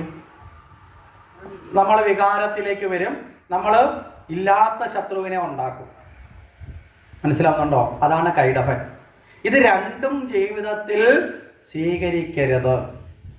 ഭാഗവതത്തിന്റെ തുടക്കത്തിൽ തന്നെ ഈ കഥ പറഞ്ഞത് എന്താ കാരണം? അജ്ഞാനനാശനമാണ് ജീവിതത്തിൽ ആഗ്രഹിക്കുന്നതെങ്കിൽ വിഷയങ്ങളിൽ നിന്നുണ്ടാകുന്ന നിന്ദയും സ്തുതിയെയും ഉപേക്ഷിച്ചേക്കണം. ഇത് രണ്ടും നമ്മളെ വഴിതെറ്റിക്കുന്നതാണ്. ഇതാണ് കർണമാലിന്യം. ഇതിനെ എന്തുകൊണ്ട് വധിച്ചു? ഭഗവാൻ എന്തുകൊണ്ടാണ് വധിച്ചത്? വാള് കൊണ്ടാണോ, ഗത കൊണ്ടാണോ, ചക്രം കൊണ്ടാണ്? എന്ത് ചക്രം? സുദർശന ചക്രം. എന്താ ഈ സുദർശന ചക്രം?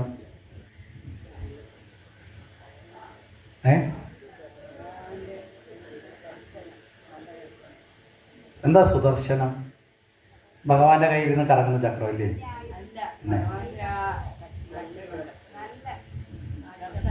അപ്പൊ ഭഗവാന്റെ കയ്യിലൊരു ഗത ഇരിപ്പില്ല, അതെന്താ? ഭഗവാന്റെ മറ്റൊരു കയ്യിൽ ശംഖ് ഇരിപ്പില്ല, അതെന്താ? വേറൊരു കയ്യിൽ താമര ഇരിപ്പില്ലേ? 4 അല്ലേ ഇരിക്കുന്നത്? ശംഖ്, ചക്ര, ഗദ, പത്മം. അതൊക്കെ എന്താ? ഇവിടെയാണ് നമ്മൾ മനസ്സിലാക്കേണ്ടത്. ഭഗവത് സ്വരൂപം എന്ന് പറയുന്ന രൂപത്തിലേക്ക് നമ്മൾ വർണ്ണിക്കുമ്പോൾ, നമ്മൾ മുമ്പേ പറഞ്ഞു ഈശ്വരൻ ഒന്നേ ഉള്ളൂ, അല്ലേ? അത് വിവിധ രൂപങ്ങളായി മാറും. ഈ രൂപങ്ങൾ എന്ന് പറയുന്ന ഓരോ തത്വത്തെ നമ്മളെ ബോധിപ്പിക്കാനുള്ളതാണ്. മനസ്സിലായില്ലേ? ആ ഈശ്വരൻ, ഒന്നായ ഈശ്വരനെ പലതാണെന്ന് സങ്കല്പിക്കുന്ന ഏത് തരത്തിലാണെന്ന് ചോദിച്ചാൽ അതിൻ്റെ ഉത്തരം നമ്മുടെ പൂർവികന്മാരെ പറഞ്ഞിട്ടുണ്ട്. അത് നമ്മൾ ആ സമയത്ത് പറയാൻ വിട്ടുപോയിട്ടതാണ്. അപ്പോൾ അതങ്ങ് ചേർത്ത് പറയാം, പെട്ടെന്ന് മനസ്സിലാക്കാൻ. ഒരു ഈശ്വരൻ എങ്ങനെയാണ് പലതെന്നുള്ള ചിന്തിക്കുന്നത് ചോദിച്ചാൽ, നമ്മളൊക്കെ ധരിക്കുന്ന ആഭരണം സ്വർണം, അല്ലേ? ഈ സ്വർണം കൊണ്ട് ചെയിൻ ഉണ്ടാക്കി കഴുത്തിലിട്ടാൽ എന്ത് പേര് വിളിക്കും? മാലയെന്ന് വിളിക്കും.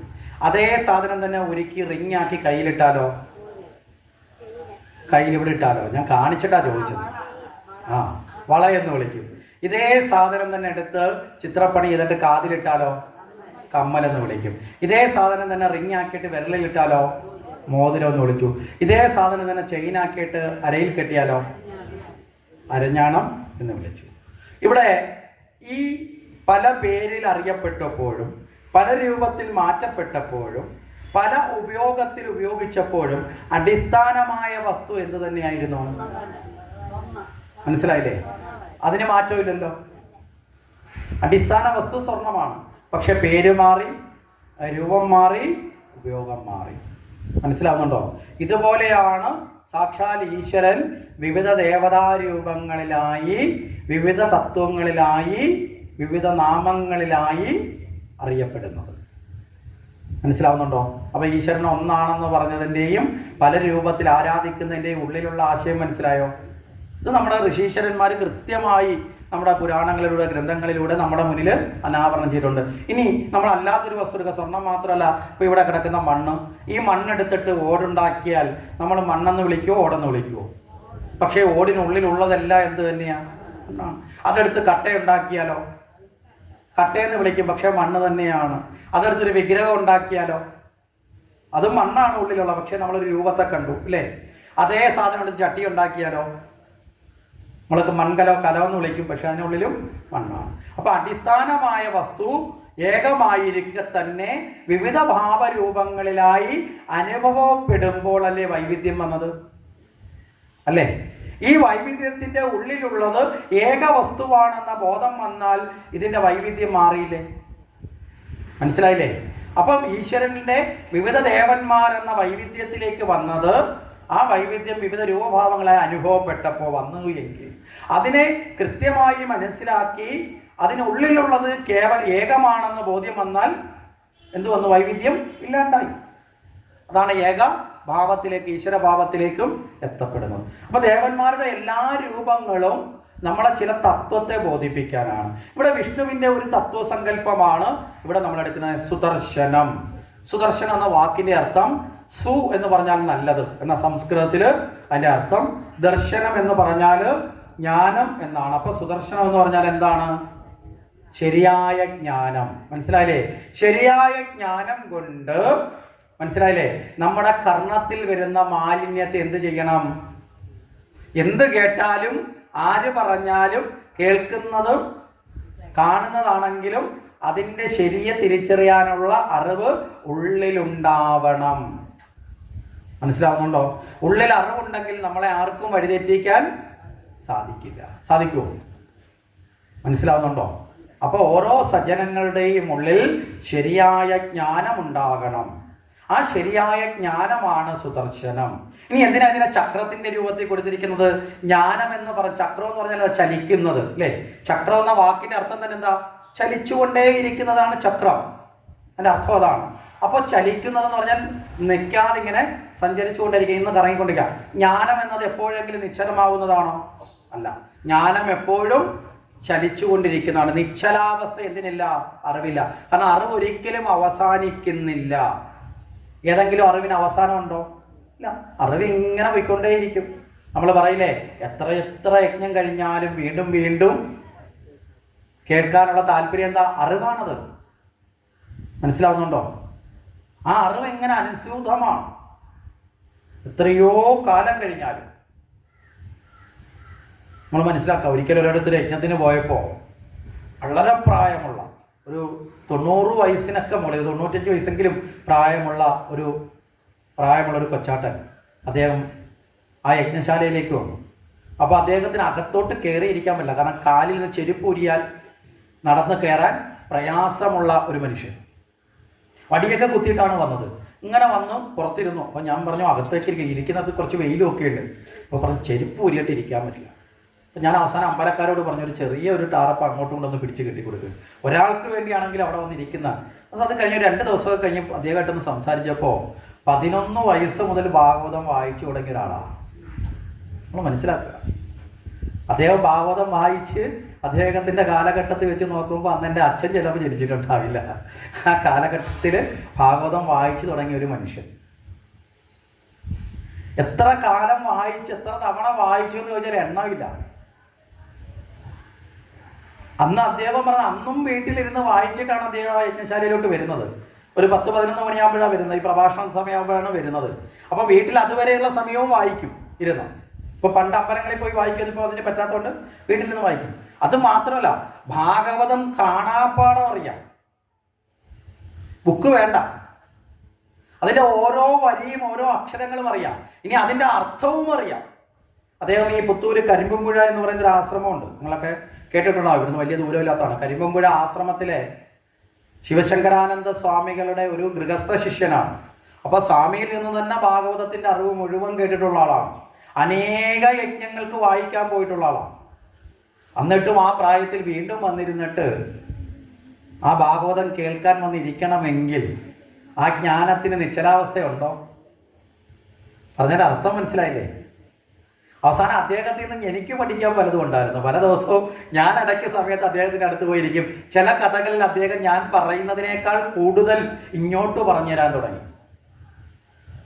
മനസ്സിലായില്ലേ? യജ്ഞം തീർന്നപ്പോഴത്തേക്ക് ഞാനൊരു 4-5 പേപ്പർ അദ്ദേഹത്തിൽ നിന്ന് എഴുതിയെടുത്തോണ്ടാണ് പോയത്. കാരണം അറിവെന്ന് പറയുന്നത് അങ്ങനെ അനുസൂതമാണ്, അതൊരു ചക്രം പോലെയാണ്, അതിങ്ങനെ ചലിച്ചുകൊണ്ടേയിരിക്കും. ഇനി അതിനെന്തിനെ ഈ കൂർത്ത മൊന? അജ്ഞാനത്തെ മുറിക്കുക. മനസ്സിലായില്ലേ?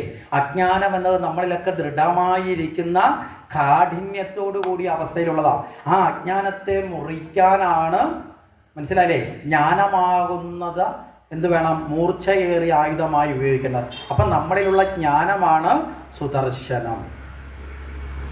മനസ്സിലായോ? ഭഗവാൻ ഏന്തിയിരിക്കുന്ന 4 മാർഗങ്ങളാണ് ഈശ്വരനിലേക്ക് എത്താനുള്ള വഴികളായി നമ്മുടെ മുന്നിലുള്ള. ഏതൊക്കെയാ 4 മാർഗം? ഏതൊക്കെയാ നമ്മുടെ മുന്നിലുള്ള 4 മാർഗങ്ങൾ? ഏതൊക്കെയാ?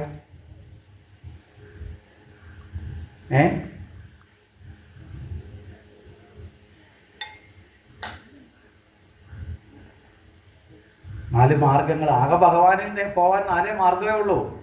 ഏതൊക്കെയാ? ജ്ഞാനയോഗം, കർമ്മയോഗം, ഭക്തിയോഗം, അത് കഴിഞ്ഞാൽ രാജയോഗം.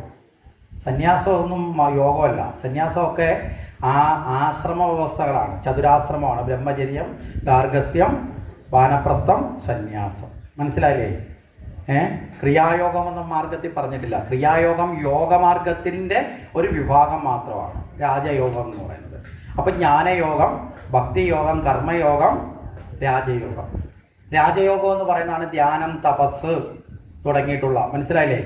ധ്യാനയോഗത്തിൻ്റെ ഭാഗമാണ് രാജയോഗം. അതിനെയാണ് അഷ്ടാംഗ യോഗം എന്നൊക്കെ, യോഗ എന്നൊക്കെ പറഞ്ഞ യോഗയൊക്കെ അതിൻ്റെ ഉള്ളിലൊരു ഭാഗമാണ്. യോഗയിലൂടെ യഥാർത്ഥത്തിൽ എന്താ? അവനവൻ്റെ സ്വരൂപത്തെ കണ്ടെത്തുക എന്നതാണ് യോഗം. അഷ്ടാംഗ യോഗ: യമം, നിയമം, ആസനം, പ്രാണായാമ, പ്രത്യാഹാര, ധാരണ, ധ്യാനം, സമാധി. സമാധി എന്ന് വെച്ചാൽ അവനവനെ അനുഭവിക്കുക, അതാണ് സമം, അതാണ് ഈശ്വര സാക്ഷാത്കാരം, അതാണ് യോഗമാർഗം. ഇപ്പം രാജയോഗത്തിൻ്റെ പ്രതീകമാണ് ശംഖ്. ശംഖിനകത്തൂടി ഉയരുന്ന നാദം ഏതാ? ഓംകാരമാണ്, പ്രണവമന്ത്രം. മനസ്സിലായില്ലേ? മനസ്സ് ശുദ്ധമായി ഭഗവാനെ ചിത്തത്തിൽ ഉറപ്പിച്ചാൽ നമ്മുടെ ഉള്ളിൽ ഓംകാരനാദം ഉണരും. അതാണ് ശംഖ്, ഭഗവാന്റെ കയ്യിലിരിക്കുന്ന പ്രതീകം. മനസ്സിലായില്ലേ? അത് ഹരിനാമകീർത്തനത്തിൽ വേറൊരു വരിയായിട്ട് എഴുതിയിട്ടുണ്ട്. ഡക്കാമൃത തുടിത ആളങ്ങ് കേൾക്കാം ഉടനപ്പോൾ. ഭഗവത് ചിന്തയിൽ മുഴുകിയാൽ ഉള്ളിൽ ഈശ്വരൻ്റെ താളങ്ങൾ ഉള്ളിൽ കേൾക്കാം. അതാണ് ഓംകാരം. ഇനി ഓമിൻ്റെ പ്രത്യേകത എന്താ? ഈ ശംഖിൻ്റെ പ്രത്യേകത എന്താ? ഒരു ജീവിയുടെ ശരീരം ആയിരുന്ന സാധനമല്ലേ യഥാർത്ഥ ശംഖ്, അല്ലേ? ആ ജീവിയുടെ ജീവൻ ശരീരം അഴുകി മാറിയപ്പോഴല്ലേ അത് ശംഖായിട്ട് മാറ്റപ്പെട്ട് ഉപയോഗിക്കുന്നത്? ആണോ അല്ലയോ? ഒരു ജീവിയാണ്, ഒരു ജലജീവിയാണ്.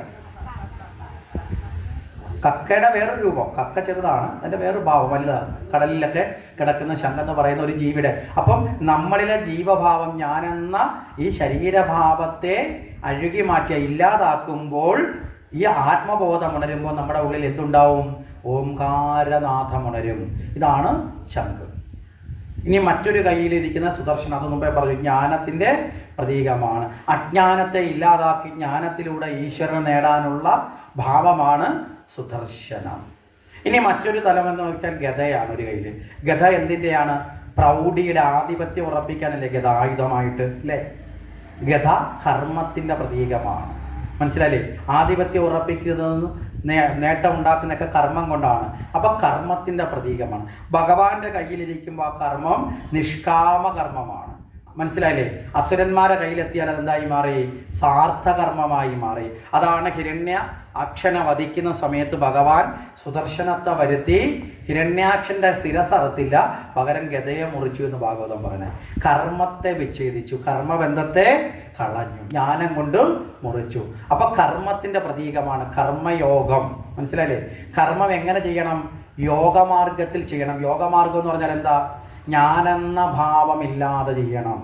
യജ്ഞാർത്ഥ കർമ്മണോന്യത്ര ലോകോയം കർമ്മബന്ധന തദർത്ഥം കർമ്മ കൗന്ദേയ മുക്തസംഘ സമാചര. ചിലരൊക്കെ ഈ ശ്ലോകം ചെല്ലുമ്പോൾ അതിനെ ഉറക്കെ പറയണം, അല്ലേ? പുറമെ ഇരുന്ന് രണ്ടുപേരൊന്ന് ഉറങ്ങിയിരുന്നത് അവരങ്ങ് ഉണർന്നു. ഇവിടെ ഇരുന്ന് ഉറങ്ങല്ലേ എന്ന് പറഞ്ഞാൽ അവർക്കൊരു വിഷമം വരും. ഉണർത്താൻ വേറൊരു വഴി കണ്ടുപിടിക്കലാണ് ഇതൊക്കെ. അപ്പോ യജ്ഞാർത്ഥ കർമ്മണോന്യത്ര, ഞാനെന്ന ഭാവമില്ലാതെ കർമ്മം ചെയ്താൽ അത് കർമ്മയോഗം. മനസ്സിലായില്ലേ? ഞാനെന്ന ഭാവത്തോടെ കർമ്മം ചെയ്താൽ കർമ്മബന്ധനം. അപ്പൊ അതുകൊണ്ടാണ് നമ്മൾ ഏത് കർമ്മം ചെയ്യുമ്പോഴും ഞാനെന്ന ഭാവമില്ലാതെ ഈശ്വരനെ സമർപ്പിച്ച് ചെയ്യണം. കായേന വാച മനസേന്ദ്രിയർവാ ബുദ്ധ്യാത്മനാവാ പ്രകൃത സ്വരൂപ കരോമി യദ്വത്. ഭഗവാനെ നിന്റെ പാദത്തിൽ സമർപ്പിക്കുന്നു, നീ കാരണമാണ് ഞാനിതെല്ലാം ചെയ്യുന്നത്. അപ്പൊ ഞാനെന്ന ഭാവം ഉണ്ടോ? ഇല്ല. മനസ്സിലായില്ലേ? ആ ഭാവത്തിലേക്ക് എത്തണം. നിഷ്കാമം, അതാണ് ഗത. ഇനി മറ്റൊരെണ്ണമുണ്ടല്ലോ, താമര. എന്താ താമരയുടെ പ്രതീകം?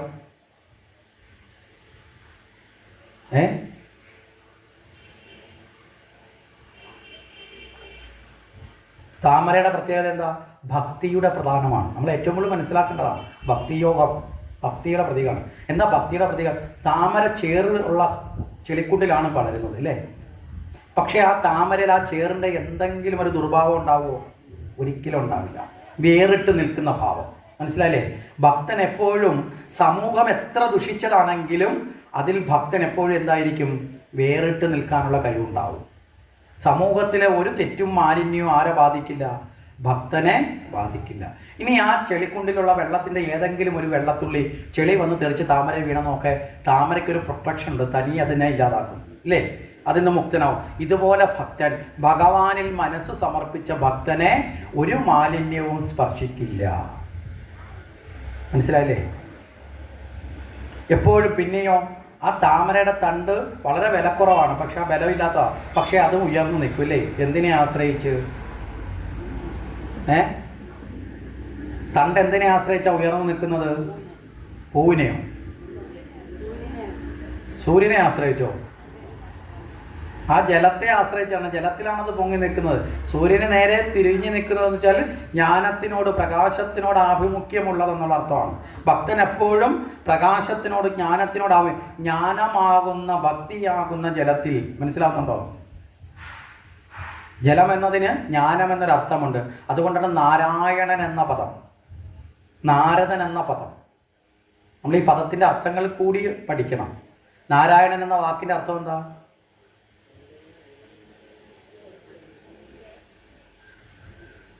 പെട്ടു. എൻ്റെ സിനിമയെ പറഞ്ഞിട്ട് ദാസ പെട്ടു. ഇച്ചിരി മുമ്പേ എണീറ്റ് പോകേണ്ടതായിരുന്നു. വിഷമിക്കണ്ട, ഇനി 8 ദിവസം വീണ്ടും പെടാനുണ്ട്. നാരം എന്ന വാക്കിന് 2 അർത്ഥമുണ്ട്. ജലം എന്നൊരർത്ഥമുണ്ട്, ജ്ഞാനം എന്നുണ്ട്. ഇവിടെ ജ്ഞാനം എന്നതാണ് നമ്മൾ ആദ്യം എടുക്കേണ്ടത്. മനസ്സിലല്ലേ?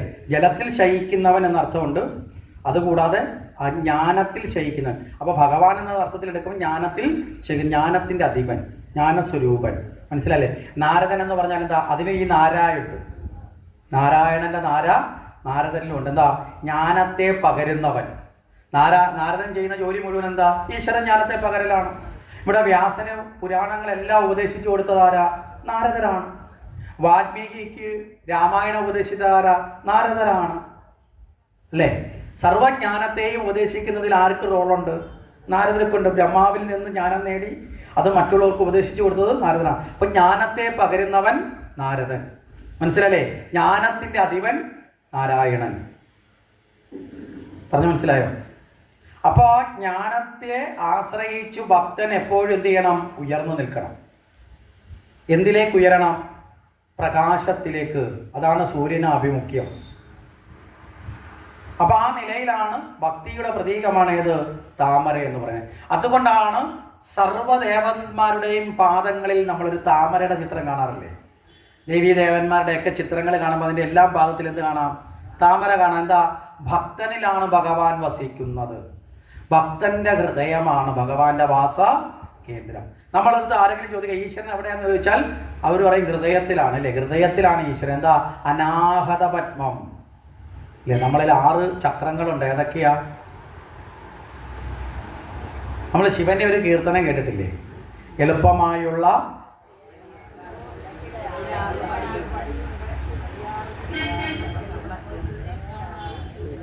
6 പടി കടന്നു നിന്ന ശിവനെ കാണാൻ ഉറപ്പാണ്? സംശയമായി. ഉറപ്പാണ്. ഈ 6 പടി ഏതാ?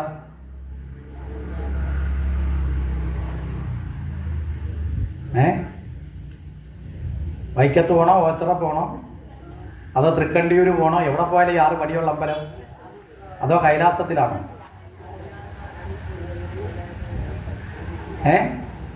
ഏതാ ഈ 6 പടി? ഏതാ? നമ്മളിലുള്ള 6 ചക്രങ്ങളാണ്.